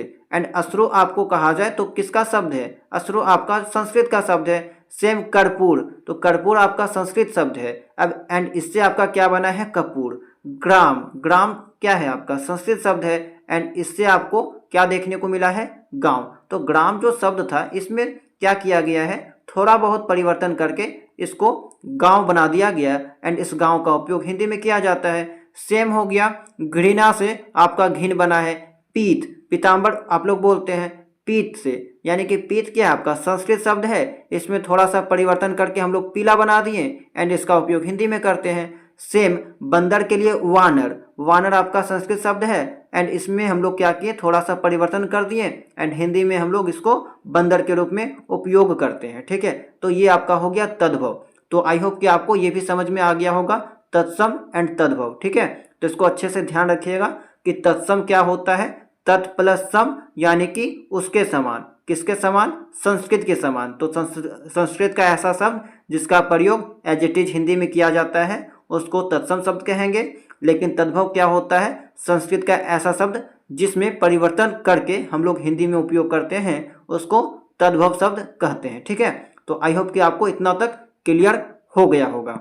अब हम लोग नेक्स्ट टाइप में समझते हैं। नेक्स्ट टाइप को देखते हैं, ये सब और आसान है। नाम से स्पष्ट है देशज या देसी। देशज कहने का मतलब देश का शब्द, देश में जन्मा। देखिए देशज का अगर आप संधि विच्छेद करेंगे तो देश प्लस ज, यानी कि इसका अर्थ होता है देश में जन्मा। विभिन्न भारतीय भाषाओं एवं लोक प्रचलित शब्द को देशज शब्द कहते हैं। इन शब्दों का संस्कृत से कोई लेना देना नहीं है। ध्यान रखिएगा, देशज शब्द यानी कि देश के अंतर्गत बोली जाने वाली भाषा, देश के अंतर्गत विभिन्न समुदाय में बोली जाने वाली भाषा कह सकते हैं, ये आपका देशज शब्द है। जैसे कि खिचड़ी, कटरा, चिड़िया, पगड़ी, पेट, पिल्ला, डाब आदि, ये सब क्या है? देशज शब्द है, देश के शब्द हैं। ठीक है, अपने ही देश के शब्द हैं। आगे है आपका विदेशज। अब नाम से स्पष्ट है विदेशज यानी कि विदेश के शब्द।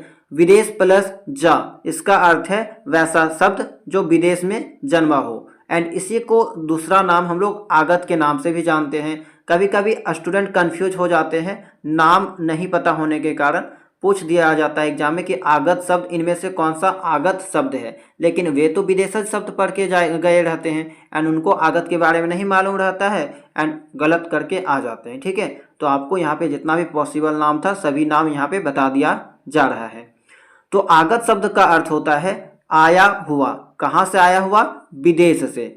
हिंदी में अनेक शब्द ऐसे हैं जो है तो विदेशी मूल के, लेकिन विदेश से परस्पर संपर्क होने के कारण हमारे भारत में, हमारे देश में प्रचलित हो गए। अतः अन्य देश की भाषा से आए हुए शब्द विदेशज शब्द कहलाते हैं। विदेशज शब्दों में से कुछ को ज्यों का त्यों अपना लिया गया है। जैसे कि आप देख सकते हैं ऑर्डर, कंपनी, कैंप, क्रिकेट, ये सब एक्चुअल में क्या है? विदेशज शब्द है। लेकिन हम लोगों का जो भारत में है हिंदी में जो प्रयोग किया जाता है वो एज इट इज सेम प्रयोग किया जाता है बिना किसी परिवर्तन के। एंड कुछ ऐसे भी शब्द हैं जिसका हिंदीकरण या तद्भवीकरण करके अपनाया गया है, यानी कि कुछ उसमें बदलाव करके हिंदी में उपयोग किया जाता है। जैसे कि ऑफिसर, तो ऑफिसर से अफसर हो गया। लैंटर्न से लालटेन हो गया। हॉस्पिटल से हम लोग अस्पताल उपयोग करते हैं हिंदी में। उसी तरह कैप्टन जो विदेश का शब्द है उससे हम लोग कप्तान बोलते हैं। गोडाउन ये विदेश शब्द है लेकिन इसमें हम लोग परिवर्तन करके गोदाम नाम दे दिए। जनवरी ये विदेश शब्द है, इसमें थोड़ा सा परिवर्तन किए, इसमें थोड़ा सा हिंदीकरण किए, तद्भवीकरण किए एंड फिर हम लोग उसको जनवरी के नाम से जानते हैं। तो आई होप कि आपको ये 4 टाइप अभी तक जो बताया गया वो क्लियर हो गया होगा। अब नेक्स्ट टाइप हम लोग देखते हैं। अच्छा, यहाँ पे और एक चीज़ याद रखिएगा, विदेशज जो शब्द है यहाँ पे बहुत सारे अलग अलग जगहों से भाषा को लिया गया है। तो ये लिस्ट आप ध्यान में रखिएगा कि किस भाषा से कौन सा शब्द जो है हमारे हिंदी में आया है या हम लोग उपयोग करते हैं। जैसे कि अंग्रेजी भाषा से कुछ शब्द है, अपील, डॉक्टर, फीस हो गया, प्रेस हो गया, नोटिस, रेल हो गया, school, fund, committee, master, metre, गिलास, कीट, कमीशन, थिएटर आदि। ये सब ऐसा शब्द है जो अंग्रेजी भाषा से आया है। सेम अरबी भाषा से देखा जाए तो हो गया अदालत, फौज, अमीर, गरीब, इनाम, अजनबी, उम्र, एहसान, औसत, कसम हो गया, कीमत हो गया, खत, खबर, गरीब, गुस्सा, जालिम, तारीख, नतीजा, नशा, फ़कीर, फैसला, मुहावरा, लिफाफा, वकील, शराब, हिम्मत आदि। ये सब अरबी भाषा से लिए गए हैं। उसी तरह यहाँ पे फारसी का है, तुर्की का है, कुछ शब्द जो है आपका चीन से लिया गया है, फ्रांसीसी से लिया गया है। तो ये सब आप ध्यान में रखिएगा, क्योंकि यहाँ से भी सवाल आपको देखने को मिलता है। पूछ दिया जाता है कि बताइए ये शब्द किस विदेश से लिया गया है, कहाँ से लिया गया है। तो आपको बताना होगा कि अरबी से लिया गया है, या फारसी से लिया गया है, या फिर फ्रांसीसी से लिया गया होगा। ठीक है, तो इसको ध्यान में रख सकते हैं आप लोग। अब 5वां टाइप देखते हैं, संकर। ठीक है, तो यहाँ पे शब्दों का जो उद्गम या उत्पत्ति के आधार पे 5 प्रकार में बांटा गया था, ये 5वां है आपका संकर। अब ये क्या है? 2 भिन्न स्रोतों या 2 भिन्न भाषाओं से आए शब्दों के मेल से बने नए शब्द को संकर शब्द कहते हैं। संकर शब्द यानी कि 2 अलग अलग भाषाओं से जो शब्द आए हैं उसको मिलाकर हम लोग एक नया शब्द बना दिए, उसको संकर शब्द कहेंगे। जैसे कि संस्कृत से एक शब्द आया है छाया, एंड फारसी से आया है दार, तो दोनों को मिला दिए तो एक नया शब्द बन गया छायादार। ठीक है। सेम हिंदी से आपका आया है पान, फारसी से आया है दान, दोनों को मिला दिए तो बन गया पान दान। उसी तरह हिंदी से आया है नाका, फारसी से आया है बंदी, दोनों को मिला दिए तो बन गया नाका बंदी। तो कहने का मतलब क्या है? संकर शब्द में आपका 2 अलग अलग भाषाओं से आए शब्दों को हम लोग मिला के एक नया शब्द बनाते हैं। सेम देखिएगा, फारसी से एक शब्द आया है रफू, हिंदी से आया है चक्कर, दोनों मिल गया बन गया रफू चक्कर। अंग्रेजी से रेल, हिंदी में से आया है गाड़ी, तो आपका रेल गाड़ी। अंग्रेजी से सील, फारसी से बंद, सील बंद। तो यहाँ पे 2 अलग अलग भाषाओं से आए शब्दों को मिलाकर एक नया शब्द बनाने का जो प्रक्रिया है, नया शब्द जो बन रहा है, उस शब्द को हम लोग कहेंगे संकर शब्द। ठीक है, तो आई होप कि आपको 5 क्लियर हो गया होगा। अब हम लोग नेक्स्ट आधार पे शब्दों को बांटते हैं। दूसरा आधार है व्युत्पत्ति या रचना या बनावट के आधार पे। ठीक है, व्युत्पत्ति, रचना या बनावट के आधार पे।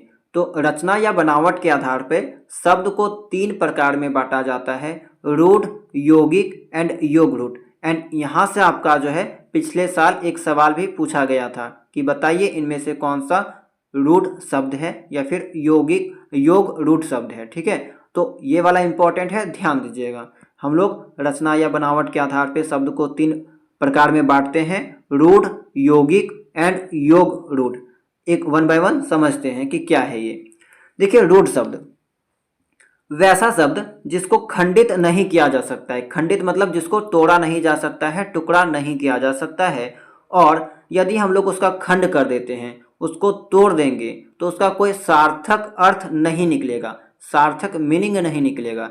इसे जो है मौलिक या अयौगिक शब्द भी कहा जाता है। देखिए, अयौगिक क्या है? तो अयौगिक वैसा शब्द जो स्वतंत्र है, बिना किसी के सहायता से बना है, उसको अयौगिक कहेंगे। वहीं अगर यौगिक केवल आ जाएगा, ये जो अ है वो हट जाएगा, केवल यौगिक आएगा, जो कि आगे आपको देखने को मिलेगा। तो यौगिक में क्या होता है? वैसा शब्द जो 2 या 2 से अधिक शब्दों के मेल से बना है, 2 या 2 से अधिक चीज़ों के मेल से बनता है, उसको वहाँ पे हम लोग यौगिक शब्द का उपयोग करते हैं। ठीक है, तो इसी कारण से चूंकि रूढ़ शब्द आपका स्वतंत्र है, बिना किसी के सहायता से बना है, तो इसी कारण इसे मौलिक या अयौगिक शब्द के नाम से भी जाना जाता है।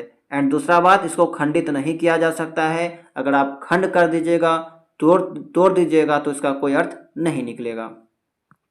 तीसरा पॉइंट है, एग्जाम्पल देखिए, जैसे चावल शब्द का यदि हम खंड करेंगे, इसको तोड़ देंगे तो शब्द क्या बनेगा, चावल, चा प्लस वल बन जाएगा।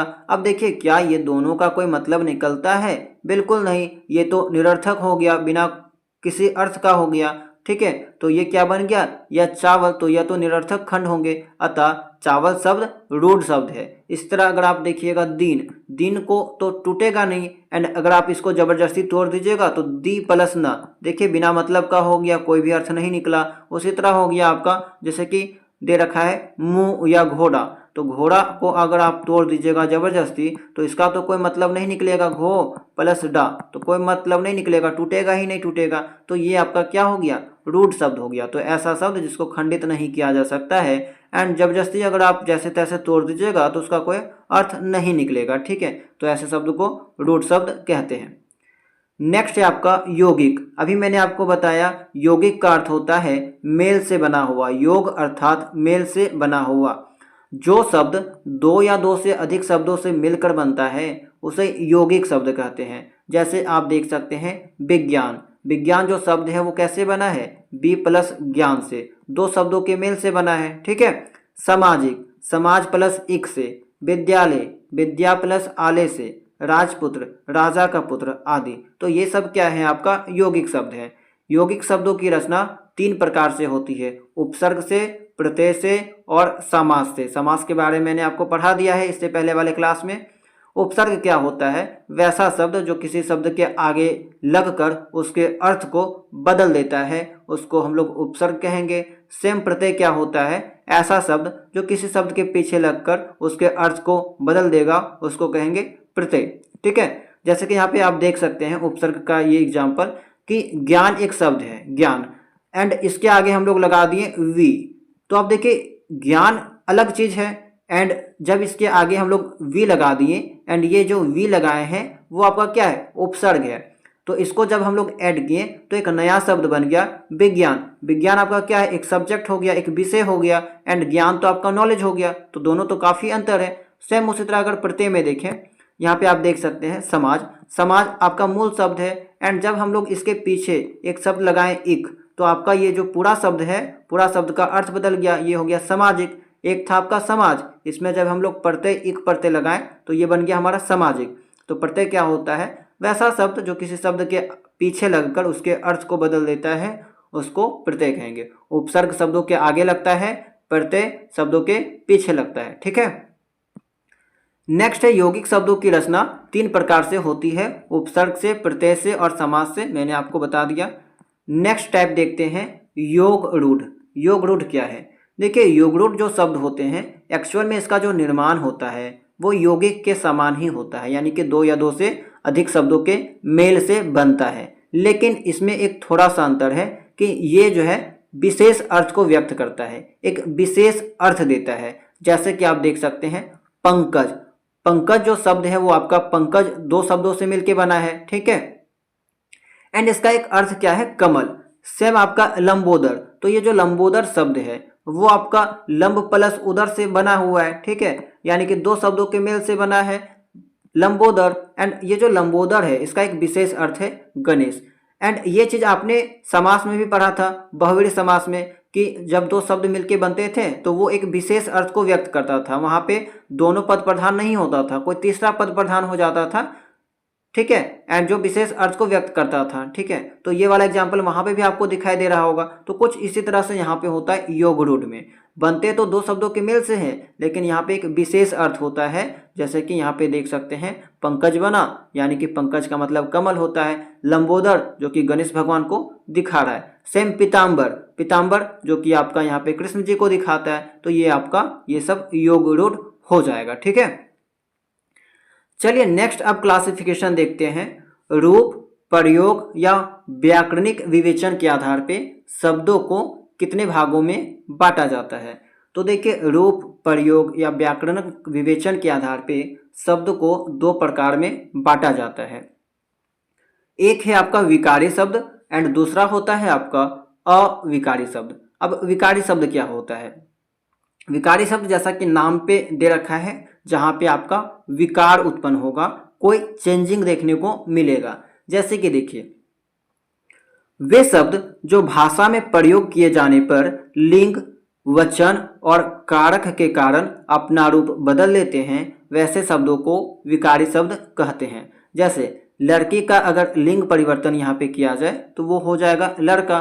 पुत्री का वचन परिवर्तन किया जाए, एक वचन बहुवचन आपने पढ़ा होगा, एक वचन द्विवचन बहुवचन, तो इसका अगर आप वचन परिवर्तन करेंगे तो बन जाएगा पुत्रियां। सेम पुत्री का अगर कारक प्रयोग किया जाए, पुत्री में कारक प्रयोग किया जाए तो पुत्रियों के लिए, तो यहाँ पे क्या हो रहा है कि लिंग, वचन और कारक के कारण यहाँ पे जो शब्द थे इनका रूप बदल गया। यहाँ पे लड़की का लिंग परिवर्तन के कारण लड़का हो गया, पुत्री का पुत्रियां हो गया, पुत्री का कारक प्रयोग किया तो पुत्रियों के लिए हो गया। तो यहाँ पे परिवर्तन देखने को मिल रहा है, किसके कारण से? लिंग, वचन और कारक के कारण से। नेक्स्ट पॉइंट याद रखिएगा, यहाँ पे हिंदी व्याकरण में विकारी शब्दों के 4 भेद होते हैं: संज्ञा, सर्वनाम, विशेषण और क्रिया। बहुत इंपॉर्टेंट है, पूछा जा सकता है हिंदी व्याकरण में विकारी शब्दों को कितने भेद होते हैं, तो 4 भेद: संज्ञा, सर्वनाम, विशेषण और क्रिया। या फिर ये भी पूछ लिया जाएगा कि बताइए इनमें से कौन सा विकारी शब्द हैं या फिर नहीं है, तो आपको मालूम होना चाहिए 4 विकारी शब्द होते हैं: संज्ञा, सर्वनाम, विशेषण और क्रिया। चलिए आगे बढ़ते हैं। नेक्स्ट है आपका अविकारी शब्द, जिन शब्दों का प्रयोग मूल रूप में होता है और लिंग, वचन व कारक के आधार पर इनमें कोई परिवर्तन नहीं होता। विकारी शब्द में क्या हो रहा था? परिवर्तन हो रहा था, किसके कारण? लिंग, वचन और कारक के कारण। लेकिन अविकारी शब्द में परिवर्तन नहीं होगा, अर्थात जो शब्द हमेशा एक जैसे रहते हैं वे अविकारी शब्द कहलाते हैं। अब देखिए, आज ये वाला एक शब्द है, क्या इसमें आप इसका कोई परिवर्तन कर सकते हैं? अगर आप इसमें वचन डालिएगा, लिंग का यूज करिएगा, कारक का यूज करिएगा, तो कोई परिवर्तन इसमें आपको देखने को नहीं मिलेगा। सेम में हो गया, और हो गया, आहा, तो बहुत सारे ऐसे शब्द हैं जिसमें यहाँ पे विकार उत्पन्न नहीं होता, कोई भी परिवर्तन आप उसमें नहीं कर सकते। पॉइंट याद रखिएगा, सभी प्रकार के अव्यय शब्द अविकारी शब्द होते हैं, यानी कि जितने भी आपका अव्यय का टाइप्स होता है, अव्यय के शब्द होते हैं, वे शब्द अविकारी शब्द होते हैं। चाहे वो आपका क्रिया विशेषण अव्यय हो गया, संबंध बोधक अव्यय हो गया, समुच्चय बोधक अव्यय हो गया, या फिर विस्मयादि बोधक अव्यय हो गया। जब हम लोग अव्यय का क्लास करेंगे तो वहाँ पे अव्यय के बारे में डिटेल से बात करेंगे, ठीक है। तो फिलहाल बस आप याद रखिएगा कि जितने भी अव्यय शब्द होते हैं वे आपका अविकारी शब्द होते हैं। उसी तरह मैंने आपको अभी विकारी शब्द का बारे में बताया था कि जितना भी आपका संज्ञा हो गया, सर्वनाम हो गया, विशेषण या क्रिया शब्द, वे सब आपका विकारी शब्द होता है। चलिए आगे बढ़ते हैं। लास्ट क्लासिफिकेशन है आपका अर्थ के आधार पे। अर्थ के आधार पे शब्द को 4 प्रकार में बांटा जाता है। एक होता है एकार्थक, या फिर इसी को दूसरा नाम एकार्थी शब्द के नाम से जाना जाता है। नाम से ही स्पष्ट है, वैसा शब्द जिसका केवल एक ही अर्थ निकलेगा, एक ही अर्थ होता है, उसको एकार्थी शब्द या फिर एकार्थक शब्द कहते हैं। इसमें आप एग्जाम्पल के तौर पे रख सकते हैं ध्यान में, व्यक्तिवाचक संज्ञा के जितने भी शब्द हैं वो आपका एकार्थक शब्द है, यानी कि उसका एक अर्थ निकलेगा। व्यक्तिवाचक संज्ञा यानी कि जिससे किसी खास व्यक्ति, स्थान, वस्तु का बोध होता है, उसको व्यक्तिवाचक संज्ञा कहेंगे। जैसे गंगा, पटना, जर्मन, राधा, मार्च, ये सब का एक से ज़्यादा अर्थ नहीं निकलेगा, ठीक है। तो सामान्यतः आप याद रख सकते हैं, वैसा शब्द जिसका केवल एक और एक अर्थ निकलेगा उसको हम लोग एकार्थक शब्द कहेंगे। दूसरा क्लासिफिकेशन है, इसमें दूसरा टाइप है आपका अनेकार्थक शब्द, ठीक है। तो अर्थ के आधार पे शब्दों को 4 भागों में बांटा जाता है: एकार्थी शब्द, अनेकार्थिक शब्द, समानार्थी शब्द एंड विलोम शब्द, ठीक है। तो दूसरा जो आपका है अनेकार्थक शब्द है, जिसको हम लोग अनेकार्थी शब्द के नाम से भी जानते हैं। तो यानी कि इसमें क्या होगा कि एक नहीं बल्कि एक से ज़्यादा अर्थ निकलेगा। पहला था एकार्थिक, यानी कि एक अर्थ निकल रहा था, लेकिन इसमें एक अर्थ नहीं निकलेगा, एक से ज़्यादा निकलेगा। जिन शब्दों के एक से अधिक अर्थ होते हैं उन्हें अनेकार्थी शब्द कहा जाता है। अनेकार्थिक शब्दों के महत्वपूर्ण उदाहरण निम्नांकित है, जैसे कि आप समझ सकते हैं। अर्थ एक शब्द है एंड इसका उपयोग जो है हम लोग अलग अलग अर्थ में करते हैं। जैसे अर्थ, कभी कभी अर्थ का मतलब धन लगा देते हैं, अर्थ का मतलब मीनिंग, अर्थ का मतलब कारण या फिर लिए। सेम अगर गुरु का मतलब देखा जाए तो गुरु का मतलब शिक्षक होता है। गुरु आपका ग्रह को भी कहा जाता है, कोई विशेष चीज़ को कहा जाता है, श्रेष्ठ को कहा जाता है, भार के लिए उपयोग किया जाता है। सेम अगर आप ध्यान दीजिएगा तो वर्ण, वर्ण जो शब्द है इसका अलग अर्थ निकलता है। वर्ण का मतलब जाति भी होता है, इसके अलावा रंग भी होता है, वर्ण विचार यानी कि अक्षर भी होता है। तो यानी कि शब्द एक है लेकिन उसका अर्थ जो है वो अलग अलग है। तो ये आपका अनेकार्थक शब्द कहलाएगा या फिर अनेकार्थी शब्द कहलाएगा। तीसरा टाइप है आपका समानार्थक शब्द, जिसको हम लोग समानार्थी शब्द या फिर पर्यायवाची शब्द कहते हैं। पर्यायवाची शब्द सबको मालूम होगा कि यहाँ पे क्या होता है, एक शब्द का अनेक अर्थ होता है। ठीक है, एक शब्द का अनेक अर्थ नहीं कहा जा सकता है, यानी कि समान अर्थ। एक शब्द का समान अर्थ वाले बहुत सारे शब्द होते हैं, तो समान अर्थों वाले शब्दों को पर्यायवाची शब्द कहा जाता है।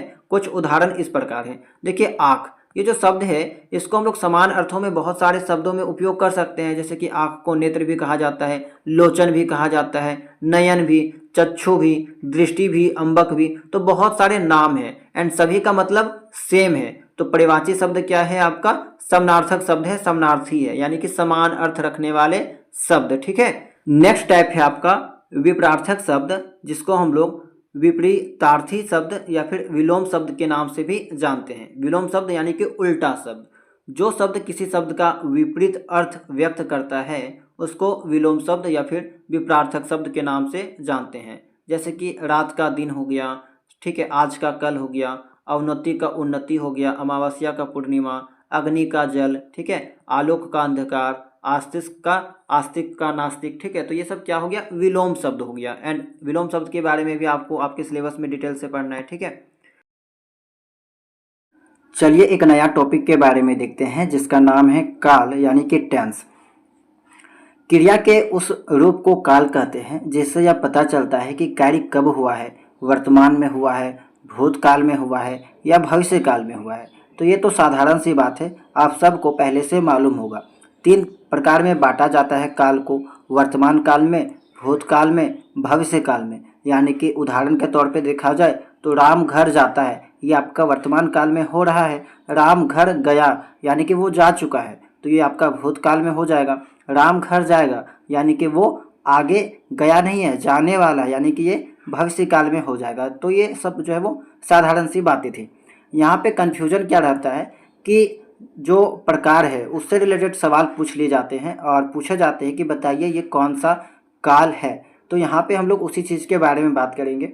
सबसे पहले देख लीजिए कि वर्तमान काल में क्या है, कि जिस क्रिया से कार्य के वर्तमान समय में संपन्न होने का बोध हो, यानी कि जिस क्रिया से कार्य का वर्तमान समय में संपन्न होने का बोध हो उसे वर्तमान काल कहते हैं। जैसे कि मैं बाजार जाता हूँ, तुम बाजार जाते हो, वह बाजार जाता है। ठीक है, तो ये सब क्या है कि वर्तमान काल में यानी कि वर्तमान समय में संपन्न हो रहा है। ठीक है, काम की बातें अब क्या है, तो वर्तमान काल के 5 भेद हैं। ये वाला आपका काम की बात है और यहाँ से सवाल देखने को मिलता है। एक ही स्लाइड में हम 5 टाइप्स के बारे में जानेंगे। ठीक है, वर्तमान काल को 5 प्रकार में बांटा जाता है। सामान्य वर्तमान काल, पूर्ण वर्तमान काल, तात्कालिक वर्तमान काल, संदिग्ध वर्तमान काल और संभाव्य वर्तमान काल। यही 5 से जो है वो कन्फ्यूजन होता है और यहीं से सवाल देखने को मिलता है। एग्जाम्पल दे दिया जाएगा, पूछ लिया जाएगा कि बताइए कौन सा काल है। ठीक है, और यही सब आपको टिक करना होता है। ठीक है, तो सामान्य वर्तमान काल क्या है, जो अभी होता है या हमेशा होता है, यानी कि जो अभी हो रहा है या फिर हमेशा। ठीक है, बहुत शुरुआत से चल रहा है, बहुत दिनों से स्टार्टिंग है और वो आगे भी हमेशा चलता रहेगा। जैसे कि सूर्य उगता है, ठीक है, वो हमेशा लाखों साल से चल रहा है और आगे भी चलता रहेगा। जो यूनिवर्सल ट्रूथ है यानी कि हमेशा जो है वो चिरंतन सत्य है, वो आपका इसके अंतर्गत आ जाएगा। जैसे कि वह जाता है, मैं पढ़ता हूँ, ठीक है, सूरज पूरब से उगता है। तो ये सब क्या है, सामान्य वर्तमान काल है। पूर्ण वर्तमान काल क्या है, कि वैसा वर्तमान काल जो पूर्ण हो चुका है, जो काम पूरा हो चुका है। ठीक है, मोहन ने पढ़ा है, इसने खाया है, यानी कि वैसा वर्तमान काल जो पूर्ण हो चुका है, यानी कि पूरा हो चुका है। आगे देखिए तात्कालिक वर्तमान काल। तात्कालिक मतलब कि जो तत्काल चल रहा है, यानी कि जो काम अभी चल रहा है। मैं जा रहा हूँ, वह आ रहा है, ये पूर्ण नहीं हुआ है, ये फिलहाल जो वो चल रहा है। ठीक है, इसके अंतर्गत आ जाएगा। संदिग्ध वर्तमान काल क्या है, जिसमें शक हो कि काम हो रहा है, ठीक है, या नहीं, यानी कि शक का, संदिग्ध का, ठीक है, शक का बोध होता है कि राजेश पढ़ाता होगा, मोहनी खाती होगी। ठीक है, तो यहाँ पे संदेह हो रहा है, ठीक है, शक हो रहा है कि काम जो वो हो रहा होगा या फिर नहीं। संभाव्य में क्या है कि जिसमें काम होने की संभावना है, जो फिलहाल नहीं हो रहा है लेकिन आगे हो सकता है कि रमा बाजार गई होगी, देखो वह आया है। ठीक है, संभाव्य का बोध हो रहा है, ठीक है, जिसमें काम होने की संभावना प्रकट हो। तो ये आपका वर्तमान काल का टाइप्स था और उसका उदाहरण था। ध्यान से पढ़ लीजिएगा, यहाँ से सवाल देखने को मिलता है। आगे है आपका भूतकाल, जिससे क्रिया के व्यापार की समाप्ति का बोध हो। भूतकाल यानी कि जो क्रिया है वो समाप्त हो चुका है। राम घर गया था, सोहन मेरे यहाँ आया था, यानी कि वैसा काम जो पूरा हो चुका है। ठीक है, काम की क्या बातें हैं, तो भूतकाल के 6 भेद हैं, यहाँ से सवाल देखने को आपको मिलेंगे। ठीक है, तो ये वाला आपका काम की बात है। तो 6 टाइप्स कौन कौन सा है, सामान्य भूतकाल है, आसन भूतकाल है, पूर्ण भूतकाल है, अपूर्ण भूतकाल है। इसके अलावा संदिग्ध भूतकाल है और हेतु मद भूतकाल है। तो ये 6 टाइप्स का नाम आपको पता होना चाहिए। वन बाय वन 6 टाइप्स के बारे में चलिए जानते हैं। सबसे पहले अगर सामान्य भूतकाल के बारे में बात किया जाए तो ऐसा काम जो पहले हो चुका है, जैसे कि राम स्कूल गया, उसने खाना खाया, सीता बाजार गई, यानी कि वैसा काम जो पहले हो चुका है। आसन भूतकाल क्या है, ऐसा काम जो अभी अभी पूरा हुआ है, कंप्लीट हो चुका है लेकिन जस्ट अभी कंप्लीट हुआ है। ठीक है, राधा अभी सो गई, राम अभी आया है, उसने अभी खाना खाया है, यानी कि जस्ट कंप्लीट होते हैं। ठीक है, पूर्ण भूतकाल क्या है, वैसा भूतकाल जो पूर्ण हो चुका है, जो अच्छे से कंप्लीट हो चुका है, पूरा हो चुका है, जो काम पहले ही पूरा हो गया हो। जैसे कि रेलगाड़ी आ चुकी थी, वर्षा हो चुकी थी, वह आ चुका था, ये आपका पूर्ण भूतकाल हो जाएगा। जस्ट इसका उल्टा अपूर्ण भूतकाल, यानी कि जो अभी तक पूरा नहीं हुआ है, जो काम भूतकाल में चल रहा था पर पूरा नहीं हुआ था। ठीक है, बच्चे खेल रहे थे, यानी कि अभी भी वो खेल रहे हैं, वो पूरा नहीं हुआ है। माया सो रही थी, यानी कि वो अभी भी सो रही है। ठीक है, वो सो के उठी नहीं है, वह पढ़ रहा था, यानी कि वो अभी भी पढ़ रहा है। ठीक है, उसका पढ़ना कंप्लीट नहीं हुआ है, तो ये आपका अपूर्ण भूतकाल हो जाएगा। अगला है संदिग्ध भूतकाल, ऐसा काम जो शायद हुआ हो लेकिन निश्चित नहीं है। ठीक है, शक किया जा रहा है कि शायद वो चीज़ हुआ होगा लेकिन कन्फर्म इन्फॉर्मेशन जो है वो नहीं है। जैसे कि शायद वह गया होगा, आपने देखा होगा, वह आया होगा, तो ये आपका संदिग्ध भूतकाल हो गया। हेतु मद भूतकाल, ये आपका ज़्यादा इंपॉर्टेंट है। ऐसा काम जो हो सकता था लेकिन किसी कारणवश से वो नहीं हो पाया। वह पढ़ता तो पास हो जाता, वह आता तो मैं मिलता, वर्षा होती तो खेत बच जाते, यानी कि ऐसा काम जो हो सकता था लेकिन किसी कारणवश नहीं हुआ। तो ये जो सब टाइप्स हैं आपके, जैसे कि प्रेजेंट टेंस का, वर्तमान काल का जो टाइप्स है, उसके अलावा भूतकाल का जो टाइप्स है, ये सब आपका ज़्यादा इम्पोर्टेंट है आपके एग्जाम के लिए। अब देखते हैं हम लोग भविष्य काल के बारे में। क्रिया के जिस रूप से आने वाले समय का बोध हो उसे भविष्य काल कहते हैं। राम खेलेगा, यानी कि वो आगे खेलेगा। कृष्ण वंशी बजाएगा, इसके पहचान चिन्ह आपको पता होगा कि गा गे गी वगैरह आता है। भविष्य काल के 3 भेद हैं, ये वाला आपका काम का चीज़ है, एग्जाम में पूछा जाता है यहाँ से आपके सवाल। ठीक है, सामान्य भविष्य काल, दूसरा है संभाव्य भविष्य काल और तीसरा है सातत्य बोधक भविष्य काल। ठीक है, कोई काम जो भविष्य में होगा, मैं खेलूंगा, तुम पढ़ोगे। ठीक है, संभाव्य भविष्य काल क्या है, ऐसा काम जो शायद भविष्य में हो सकता है। ठीक है, संभाव्य बनाया जा रहा है, यानी कि संभावना है कि शायद भविष्य में हो सकता है, कन्फर्म जानकारी नहीं है। ठीक है, संभावना बन रहा है। संभव है कल राम आएगा, संभव है कल वर्षा होगी, शायद वह मान जाए, संभवतः मैं नौकरी छोड़ दूंगा, तो संभावना बन रही है। अगला है सातत्य बोधक भविष्य काल, ऐसा काम जो भविष्य में बार बार या लगातार होता रहेगा। मैं आपके काम आता रहूँगा, मैं रोज़ पुस्तकालय जाऊँगा, यानी कि जो लगातार बार बार भविष्य में होता रहेगा वो आपका सातत्य बोधक भविष्य काल है। ठीक है, तो काल के बारे में इतना जानकारी आपको पता होना चाहिए, इतना बातें आपको ध्यान में रखना है। ज़्यादातर जो सवाल है वो आपका सब टाइप से, यानी कि उप प्रकार से जो है पूछा जाता है। जैसे कि वर्तमान काल के जितने टाइप्स हैं वहाँ से सवाल देखने को मिल सकते हैं, भूतकाल के जितने टाइप्स हैं वहाँ से देखने को मिल सकते हैं, भविष्य काल के जो टाइप्स हैं यहाँ से सवाल देखने को ज़्यादातर जो है वो मिलते हैं। तो इतना बातें आपको ध्यान में रखना है। ठीक है, तो इतना जानकारी हम लोग काल में पढ़ेंगे। अब हम लोग नेक्स्ट टॉपिक को देखते हैं। आगे बढ़ते हुए अब नेक्स्ट टॉपिक देखते हैं वाक्य यानी कि सेंटेंस के बारे में। वाक्य आपको एग्जाम में दे दिया जाता है और पूछा जाता है कि बताइए ये किस प्रकार का वाक्य है। ठीक है, तो सबसे पहले जानते हैं कि वाक्य किसे कहते हैं। वाक्य पदों का वह व्यवस्थित समूह होता है जिसमें पूर्ण अर्थ देने की शक्ति होती है।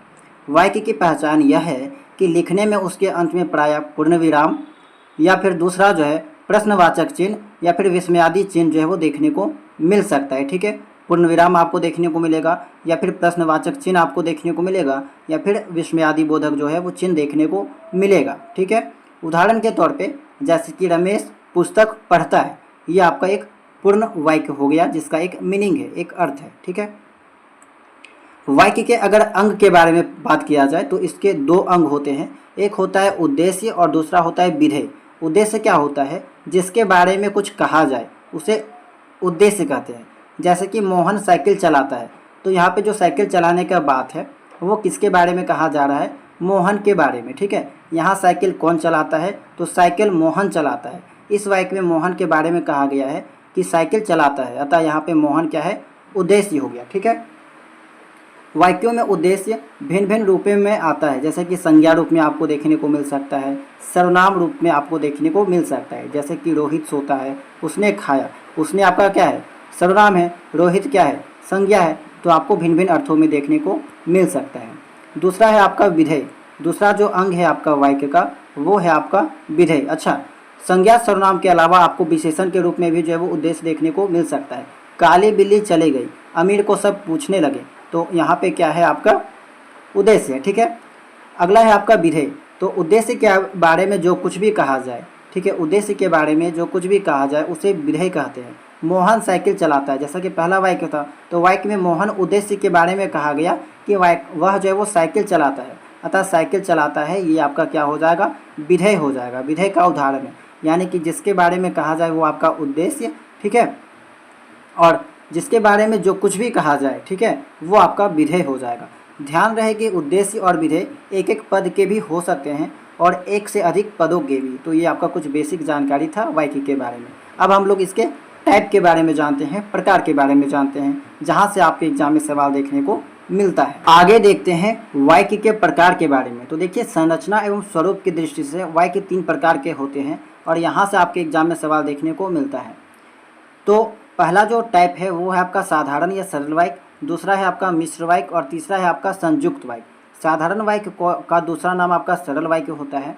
वैसा वाक्य जिसमें एक ही क्रिया होती है वो आपका सरल वाक्य होता है। इसमें आपका एक उद्देश्य और एक विधेय देखने को मिलेगा, जैसे कि पानी बरसता है, मीरा पढ़ती है, सीता गाती है, तो ये सभी आपका सरल वाक्य हो गया। ठीक है, दूसरा है आपका मिश्र वाक्य।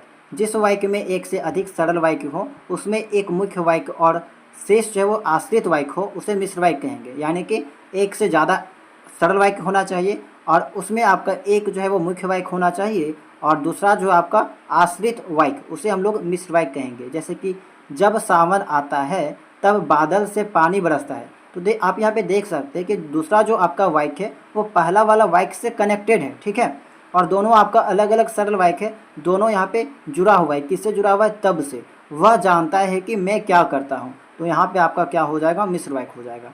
संयुक्त वाक्य क्या है, जिस वाक्य में साधारण या मिश्र वाक्यों का मेल हो, ठीक है, और इसका जो मेल है वो आपका योजक अव्यय के द्वारा जो है जोड़ा जाता है, उसे हम लोग संयुक्त वाक्य कहेंगे। यहाँ पे क्या था कि 2 सरल वाक्य जुड़ रहा था, लेकिन यहाँ पे क्या होगा, या तो आपका सरल वाक्य जुड़ेगा या आपका सरल वाक्य के साथ मिश्र वाक्य जुड़ेगा। जैसे मैं आया और वह गया, और ये यहाँ पे क्या है, एक योजक अव्यय है, सीता खाई और विद्यालय चली गई, तो यहाँ पे आपका और क्या है, योजक अव्यय है, इसके द्वारा जो है यहाँ पे वाक्यों को जोड़ा जाता है। ठीक है, तो ये सब कुछ बेसिक जानकारी था वाक्य के बारे में, यहाँ से आपके एग्जाम में सवाल देखने को मिलता है। ठीक है, तो वाक्य के बारे में हमें इतना जानकारी पता होना चाहिए, इतना बातें आप याद रखिएगा, ध्यान में रखिएगा। ठीक है, इतना आपका काफ़ी है, इससे बाहर आपको सवाल देखने को नहीं मिलेगा। तो चलिए अब देखते हैं हम लोग नेक्स्ट टॉपिक के बारे में। ठीक है, चलिए अगला टॉपिक देखते हैं। अगला टॉपिक है हमारा संधि। ठीक है, देखिए यहाँ पे संधि से आपको मालूम होगा कि आपके एग्जाम के दृष्टिकोण से इम्पोर्टेंट टॉपिक है और अक्सर 1 से 2 सवाल आपको इस टॉपिक से जो है वो देखने को मिल जाते हैं। तो बहुत ही बेसिक से यहाँ पे समझते हुए चलेंगे कि आखिर संधि क्या होता है और कहाँ कहाँ से आपको सवाल जो है वो देखने को मिलेगा। देखिए, संधि का अर्थ मेल या योग होता है। कभी कभी ये छोटा सा सवाल भी पूछ लिया जाएगा कि संधि का मतलब क्या होता है, संधि का अर्थ क्या होता है। तो मेल या फिर आप कह सकते हैं योग। योग यानी कि जोड़ना, जब 2 सार्थक शब्दों का मेल होता है। ठीक है, यह मेल 2 सार्थक शब्दों का होता है। इस मेल से शब्द को संक्षिप्त करते हैं। जब 2 सार्थक शब्द मिलते हैं तो मिलकर एक वो छोटा शब्द का निर्माण करते हैं। ठीक है, उसी को हम लोग क्या कहते हैं, संधि। उदाहरण से देखिए, यहाँ पे क्या हुआ है कि दो सार्थक शब्द है रवि और इंद्र, जब ये दोनों शब्द मिला, ठीक है, दोनों का मेल हुआ, योग हुआ, तो एक नया संक्षिप्त शब्द बन गया रविंद्र। विद्या और आले ये दोनों अपना अपना सार्थक शब्द है, दोनों का अपना अपना मीनिंग है, और जब ये दोनों शब्द मिला, दोनों का योग हुआ, मेल हुआ, तो एक नया शब्द बन गया विद्यालय, ठीक है। और ये भी आपका एक सार्थक शब्द है, इसका एक मीनिंग होता है, ठीक है। सेम है सु प्लस आगत तो स्वागत। तो यहाँ पे क्या अगर एक्चुअली देखा जाए तो क्या शब्दों का मेल हो रहा है? तो अगर आप ध्यान से देखेंगे तो यहाँ पे जो शब्द है उसका जो लास्ट वर्ण है उसका मेल हो रहा है, ठीक है। शब्दों का मेल आप यहाँ पे जो है वो वास्तविक तौर पे नहीं कह सकते हैं, क्योंकि शब्दों का जो मेल होता है वो आपका समास में होता है, ठीक है, जहाँ पे पदों का मेल होता है। लेकिन यहाँ पे क्या हो रहा है कि शब्द के जो लास्ट में जो वर्ण है उसका मेल हो रहा है, जो कि आगे हम लोग देखेंगे। इन उदाहरणों में दोनों ही शब्दों को मिलाकर एक शब्द बनाया गया है और इन दोनों ही शब्दों के अर्थ भी अलग अलग हैं।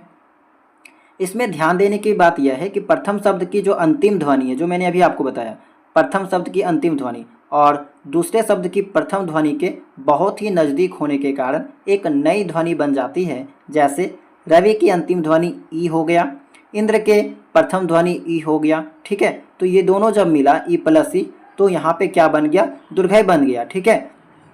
दीर्घ जो ई है वो आपका बन गया, दोनों वर्णों के स्थान पर ई वर्ण आया है। इस प्रकार रविंद्र शब्द की रचना हुई। तो ये तो बहुत ही फंडामेंटल बात हुआ, बहुत ही बेसिक सा बात हुआ कि आपका दो शब्दों का जो वर्ण होता है उसके बीच जो मेल होता है तो वहाँ पे विकार उत्पन्न होता है और उसके परिणाम स्वरूप एक नया शब्द की जो है रचना होती है, ठीक है।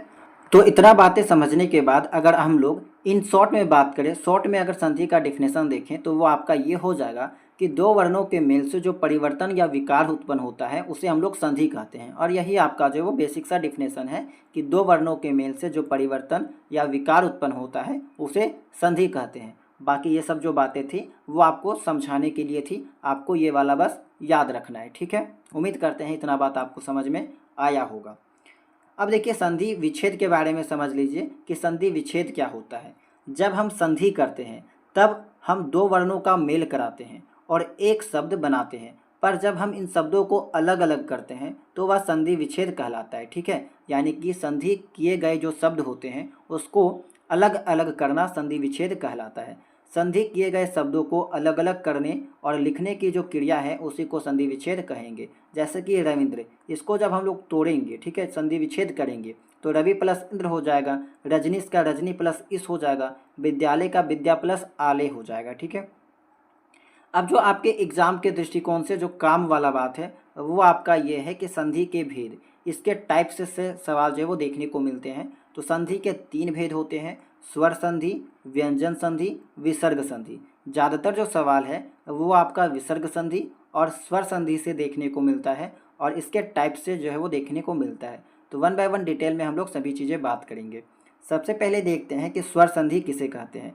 स्वर संधि यानी कि नाम पे स्पष्ट है कि दो स्वरों के परस्पर मेल से, ठीक है, स्वर संधि में क्या होगा, दो स्वरों के परस्पर मेल से उत्पन्न विकार या परिवर्तन को स्वर संधि कहते हैं। जैसे कि सूर्य प्लस उदय यानी कि सूर्योदय।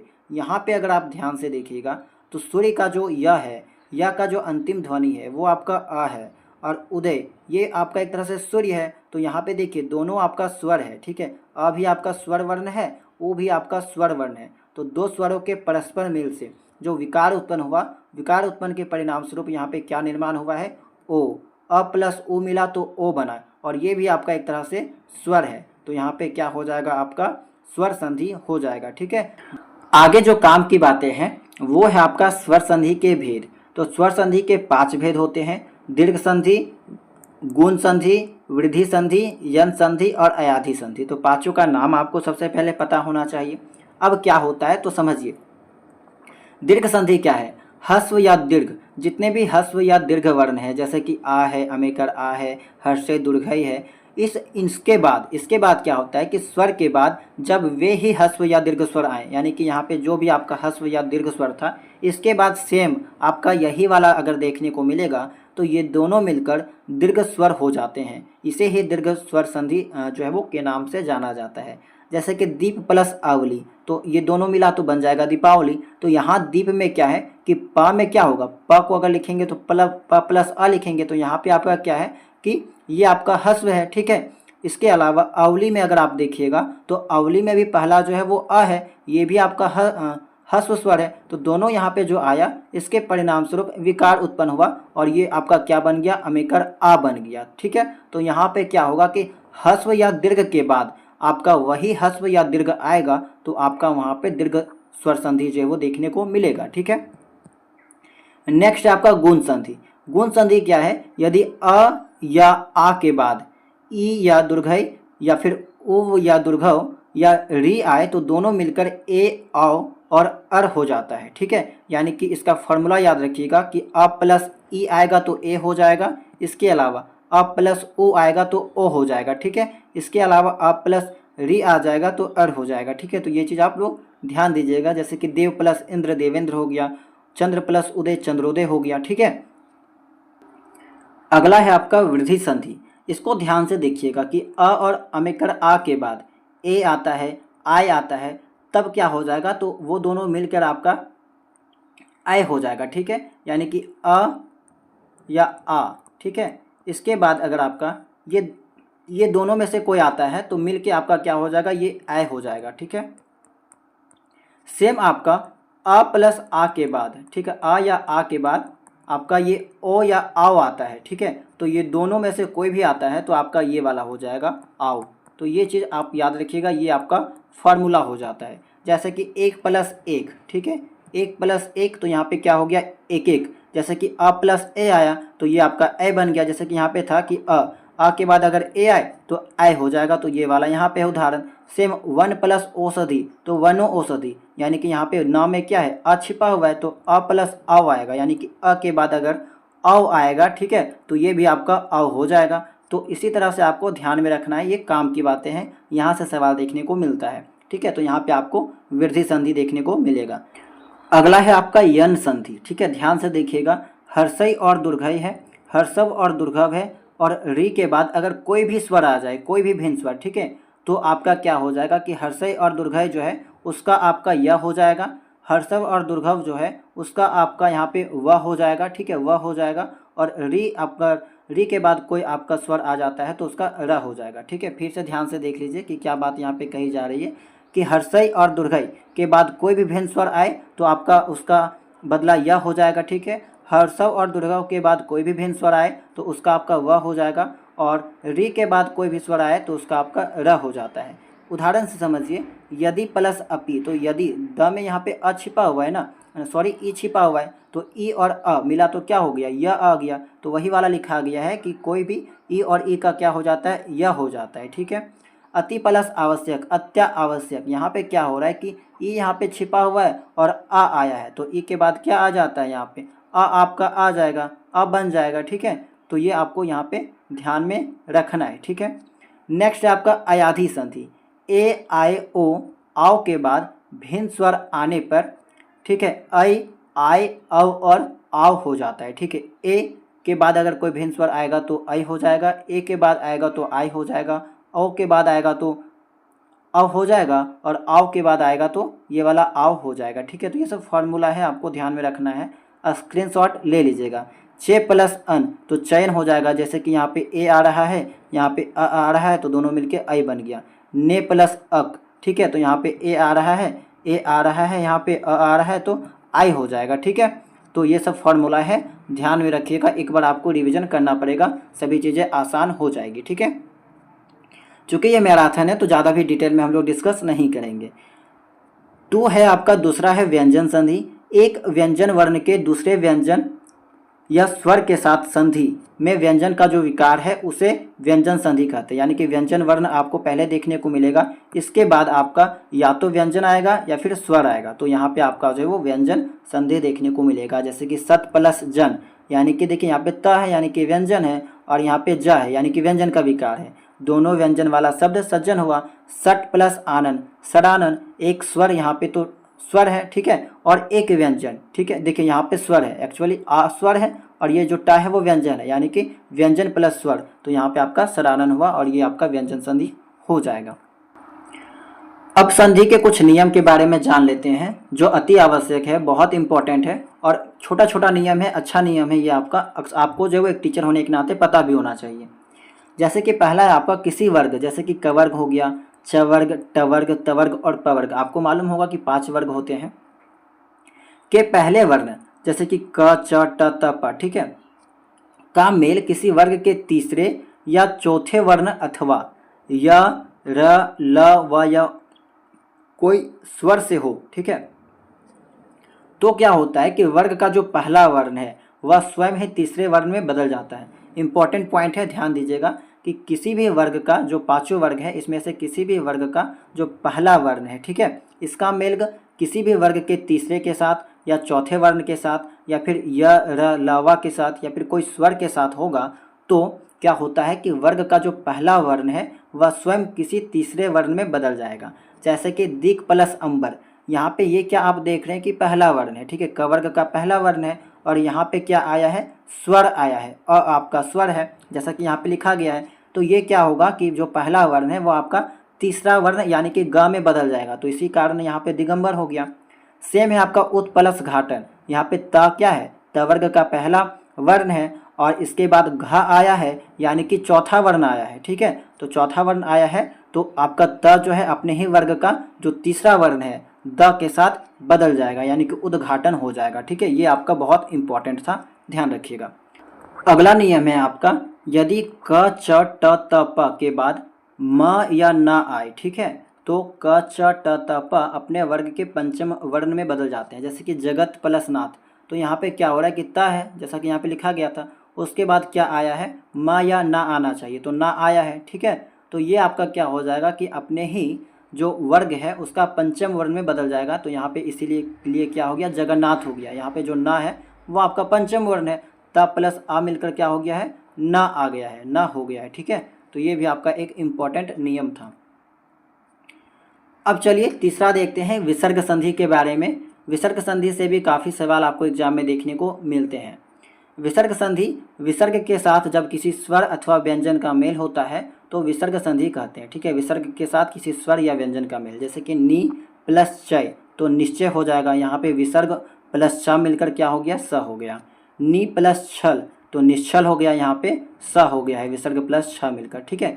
नोट्स को इतने आसान तरीके से, इतना डिटेल में, ठीक है, लिखा गया है, बनाया गया है कि आप स्वयं जो है वो एक बार में पढ़ के आसानी से समझ सकते हैं, ठीक है। ये आपको खुद यहाँ से पता चल रहा होगा कि डिटेल में सभी चीज़ों को ब्रैकेट में भी लिखा गया है। यानी जब विसर्ग के बाद च, छ, स हो तो विसर्ग श हो जाता है, ठीक है, ये आपको पता होना चाहिए। यदि विसर्ग के पूर्व में अ हो और बाद में अ या किसी वर्ग का तीसरा, चौथा अथवा पांचवा वर्ण आए, इसके अलावा य, र, ल, व में से कोई वर्ण आए तो विसर्ग ओ में बदल जाता है, ठीक है। जैसे कि मना प्लस रथ, ठीक है, तो मनोरथ हो गया, ठीक है, ओ में बदल जाता है। वही बात कहा गया कि विसर्ग के बाद र आया है, ठीक है, तीसरा, चौथा अथवा पांचवा वर्ण या फिर य, र, ल, व, तो ये जो र है वो आपका आया है तो मनोरथ हो गया। सेम मना प्लस हर, मनोहर हो गया। सर प्लस वर, सरोवर हो गया, ठीक है। तो इतना बातें आपको जो है वो संधि में याद रखना है, ठीक है। विसर्ग संधि से संबंधित और 3 महत्वपूर्ण नियम हैं, इसके बारे में भी आपको मालूम होना चाहिए, इसको भी यहाँ पे देख लेते हैं, ठीक है। यदि विसर्ग के पहले अ हो और विसर्ग के बाद क, ख, प, फ हो तो विसर्ग ज्यों का त्यों रह जाता है। जैसे कि प्रातःकाल, तो यहाँ पे विसर्ग के पहले क्या आया है, अ आया है और इसके बाद क्या आया है, क आया है, तो एज इट इज आपका है प्रातःकाल। सेम आपका पया प्लस आयन, आन, पयान हो गया, पया प्लस आन, ठीक है। तो यदि उसके बाद अगला नियम है, यदि ई उ के बाद विसर्ग हो और विसर्ग के बाद र आए, ठीक है, ई उ के बाद, ठीक है, विसर्ग हो, जैसे कि यहाँ पे देख सकते हैं कि नी है, ई के बाद आपका विसर्ग है और उसके बाद र आए तो ई जो है वो ई में बदल जाता है, तो यानी कि नी का यहाँ पे क्या हो जाएगा, नी प्लस रोग निरोग, नी प्लस रस निरस, तो ये नियम भी आपको पता होना चाहिए। और यहाँ पे क्या होता है, विसर्ग का लोप हो जाता है। अगला नियम है आपका तीसरा नियम है, विसर्ग से पहले यदि ई या उ हो, ठीक है, विसर्ग से पहले ई या उ हो और बाद में क, ख, ट, ठ, फ हो तो विसर्ग स में परिवर्तित हो जाता है। जैसे कि निष्फल हो गया, नी प्लस काम, निष्काम हो गया। यहाँ पे विसर्ग था, इसके पहले आपका ई था और ये क्या हुआ, ई होना चाहिए या फिर ओ होना चाहिए, तो यहाँ पे ई है और वो आप उसके बाद आपका क आया है तो ये आपका निष्काम में बदल गया। तो ये सब कुछ इम्पॉर्टेंट नियम था। इसको हो सकता है कि एक बार में आपको समझ में ना आए, तो इसका स्क्रीनशॉट लेकर आप लोग पढ़ लीजिएगा, ठीक है। अच्छे से समझने का प्रयास कीजिएगा, एक बार स्वयं पढ़ लीजिएगा और इसका PDF भी हम आपको प्रोवाइड करा देंगे, ठीक है। हो सकता है आज शाम तक जो है वो क्लास अपलोड होने के 1 घंटा बाद जो वो प्रोवाइड हो जाएगा, ठीक है। तो वहाँ से भी एक बार रिविज़न कर लीजिएगा, बहुत इंपॉर्टेंट रहने वाला है। तो चलिए मिलते हैं अब हम लोग नेक्स्ट टॉपिक में। अगला टॉपिक है आपका विराम चिन्ह, ठीक है। यहाँ से भी आपके एग्जाम में सवाल देखने को मिल सकता है कि विराम चिन्ह का उपयोग कहाँ पे किया जाता है, कैसे किया जाता है, कौन कौन से विराम चिन्ह हिंदी व्याकरण में उपयोग किए जाते हैं। तो देखिए, भाव या विचारों को स्पष्ट करने के लिए जिन चिन्हों का प्रयोग उपवाक्य अथवा वाक्यों में किया जाता है उन्हें विराम चिन्ह कहते हैं, ठीक है। हिंदी व्याकरण में अगर देखा जाए तो यहाँ पे कुछ विराम चिन्ह का मैंने यहाँ पे अटैच कर दिया है, इसको आप स्क्रीनशॉट ले लीजिएगा कि किस विराम चिन्ह का क्या नाम है। पहला है आपका पूर्ण विराम, जिसको हम लोग केवल विराम के नाम से भी जानते हैं, अर्ध विराम। तीसरा है अल्प विराम, प्रश्नवाचक चिन्ह, विस्मयादि बोधक चिन्ह, उद्धरण चिन्ह, योजक है, निर्देशक है जिसको डैश के नाम से भी जाना जाता है। इसके अलावा कोष्टक है, हंस पद है, इसी को हम लोग त्रुटि बोधक के नाम से भी जानते हैं, ठीक है। जैसे कि कोई सेंटेंस लिख रहे होते हैं, कहीं पे गलती हो जाता है तो वहाँ पे ये वाला यूज करके उसके ऊपर लिख देते हैं। रेखांकन है, जिसको अधोरेखन के नाम से भी जानते हैं, लाघव चिन्ह है और लोप चिन्ह है। तो ये 13 प्रकार के विराम चिन्हों का प्रयोग जो है वो हिंदी में सामान्यतः किया जाता है। यहाँ पे कुछ इम्पोर्टेंट है, ज़्यादा जो इम्पोर्टेंट है उसके बारे में डिटेल से हम लोग जानेंगे, ठीक है। तो हिंदी में सबसे ज़्यादा जो उपयोग किया जाता है वो है आपका पूर्ण विराम का, ठीक है। पूर्ण का अर्थ क्या होता है? पूरा, और विराम का अर्थ होता है ठहराव, यानी वाक्य के ठहराव या समाप्ति के बाद जिन चिन्ह का प्रयोग किया जाता है उसे पूर्ण विराम के रूप से जानते हैं, ठीक है। पूर्ण विराम का चिन्ह खड़ी पाई होता है, यानी कि एक आकार, एक लाइन आप खींच देते हैं तो वही आपका पूर्ण विराम हो जाता है, ठीक है। सीताराम की पत्नी थी, दशरथ के 4 पुत्र थे। वैसे तो वाक्य के अंत में पूर्ण विराम चिन्ह का प्रयोग होता है, किंतु कभी कभी संज्ञा, सर्वनाम और विशेषणों से समाप्त होने वाले वाक्यांशों में भी इसका प्रयोग होता है, जैसे कि अंधेरी रात, लालिमा भरी सुबह। तो यहाँ पे भी आपको जो है पूर्ण विराम का उपयोग देखने को मिल सकता है, ठीक है। स्क्रीनशॉट लेते हुए चलिएगा, ध्यान देते हुए चलिएगा। दूसरा है आपका अल्प विराम। देखिए, नाम से स्पष्ट है, अल्प, अल्प का मतलब क्या होता है? थोड़ा, ठीक है। और विराम का मतलब वही ठहराव। तो जैसा कि अर्थ से स्पष्ट है, थोड़ा ठहरने के लिए एक ही प्रकार के 2 शब्दों को अलग करने के लिए अल्प विराम लगाया जाता है। जैसे कि रेखा, मोना एवं सोनी बाजार गई। तो यहाँ पे क्या हो रहा है कि तीनों संज्ञा है आपका, रेखा, मोना एवं सोनी, एक ही प्रकार का शब्द है। तो इसको अलग करने के लिए हम लोग जो है यहाँ पे अल्प विराम का उपयोग किए। हाँ, मैं कल विद्यालय नहीं गया, या फिर मैं विद्यालय जो है वो, हाँ कल मैं विद्यालय नहीं गया। तो यहाँ पे भी आपका एक ही टाइप का जो सेंटेंस है वहाँ पे जो है कह सकते हैं कि अल्प विराम का उपयोग किया गया। श्याम प्रतिदिन विद्यालय जाता है, पढ़ता है और समय पर घर जाता है। तो यहाँ पे भी मैंने जो है वो अल्प विराम का उपयोग जो है वो किया गया है, ठीक है। अल्प विराम चिन्ह लगाने के कुछ नियम हैं, इसके बारे में भी आपको मालूम होना चाहिए। वाक्य में जहाँ 2 से अधिक समान पदों और वाक्यों में संयोजक और आए वहाँ अल्प विराम का प्रयोग होता है। जैसे कि आपने अभी पहला वाला जो सेंटेंस देखा था उसमें आपको देखने को मिला था, सीता, गीता और मीना, मीता गाना गा रही है, मैं जो कहता हूँ कान खोलकर सुनो। तो यहाँ पे क्या हो रहा है कि समान पद आपको देखने को मिला, तीनों संज्ञा और भी आपको यहाँ पे देखने को मिला, ठीक है। तो यहाँ पे अल्प विराम का उपयोग हुआ। अगला नियम है, जहाँ शब्दों को 2 या 3 बार दोहराया जाए वहाँ अल्प विराम का प्रयोग होता है। अरे अरे ये क्या हो रहा है, तो 2 बार रिपीट हुआ, अल्प विराम का प्रयोग हुआ। तीसरा है, वाक्यों में किंतु, परंतु, अतः, जिससे आदि अव्ययों का प्रयोग हो वहाँ भी अल्प विराम का प्रयोग होता है। जैसे कि कोई ऐसा काम ना करो जिससे प्रतिष्ठा चली जाए, ठीक है। जहाँ संबोधन का प्रयोग हो वहाँ भी अल्प विराम का प्रयोग होता है। जैसे कि सुरेश, यानी कि पुकारने का काम हो रहा है, उसको बुलाने का काम हो रहा है कि सुरेश कल तुम घर आ जाओ, यानी कि उसको बोला जा रहा है कि कल तुम जो है वो घर आ जाओ। तो यहाँ पे भी अल्प विराम का जो है वो प्रयोग किया जाएगा, ठीक है। तीसरा जो आपका है वो है आपका अर्धविराम। अर्धविराम क्या होता है? वो आपका था अल्प विराम, ये है आपका अर्धविराम, दोनों में अंतर है, ठीक है। तो अर्धविराम क्या है? यदि एक वाक्य या वाक्यांश के साथ दूसरे वाक्य या वाक्यांश का संबंध बताना हो तो वहाँ पे अर्धविराम का प्रयोग होता है। वह एक अच्छा आदमी है, ऐसा सभी मानते हैं। तो ये आपका एक वाक्य हो गया। इसके बाद ये आपका दूसरा वाक्य है, तो यहाँ पे हम लोग क्या किए, संबंध बता रहे हैं दोनों वाक्य के बीच में, तो यहाँ पे अर्धविराम का उपयोग हुआ। प्रश्नवाचक चिन्ह के बारे में तो आपको सबको मालूम होगा, प्रश्न सूचक के बारे में। इस चिन्ह का प्रयोग प्रश्न पूछने के लिए स्थान निश्चित ना होने या व्यंग्यात्मक वाक्यों के साथ किया जाता है। क्या आप खाना खाएंगे? आप दिल्ली जाने वाले हैं? चारों तरफ गंदगी ही है ना? तो यहाँ पे इस टाइप में जो है प्रश्नवाचक चिन्ह का उपयोग किया जाएगा। अगला है योजक चिन्ह। वाक्य में प्रयोग किए गए शब्दों के अर्थ और उनके उच्चारण की स्पष्टता के लिए योजक चिन्ह का प्रयोग किया जाता है। ठीक है, योजक यानी कि जोड़ने वाला, जैसे कि दाल भात, लोटा, डोरी। ठीक है, दो शब्दों को जोड़ने के लिए योजक चिन्ह का प्रयोग होता है। पर ध्यान रहे, दोनों शब्दों के आपस में जुड़ने के बाद भी इनका स्वतंत्र रूप बना रहता है। ठीक है, यानी कि दोनों का अलग अलग आपका मीनिंग है। गुरु शिष्य हो गया, छोटा बड़ा हो गया, दो विपरीत अर्थ वाले शब्दों के बीच भी लगता है। अंधा बहरा दो विशेषणों के प्रयोग संज्ञा के अर्थ में होने पर भी लगेगा। अलग थलग, गली वली, जब दो शब्दों में एक शब्द सार्थक हो और दूसरा निरर्थक हो तो वहाँ पे भी आपका लगेगा योजक चिन्ह। घर घर, राम राम, जब एक ही संज्ञा दो बार लिखी जाए तो वहाँ पे भी आपका योजक चिन्ह का प्रयोग होगा। ठीक है, नेक्स्ट है आपका विस्मयादि बोधक।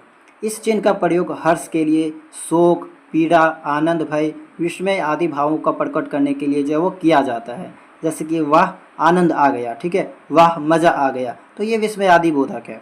उदाहरण चिन्ह क्या होता है?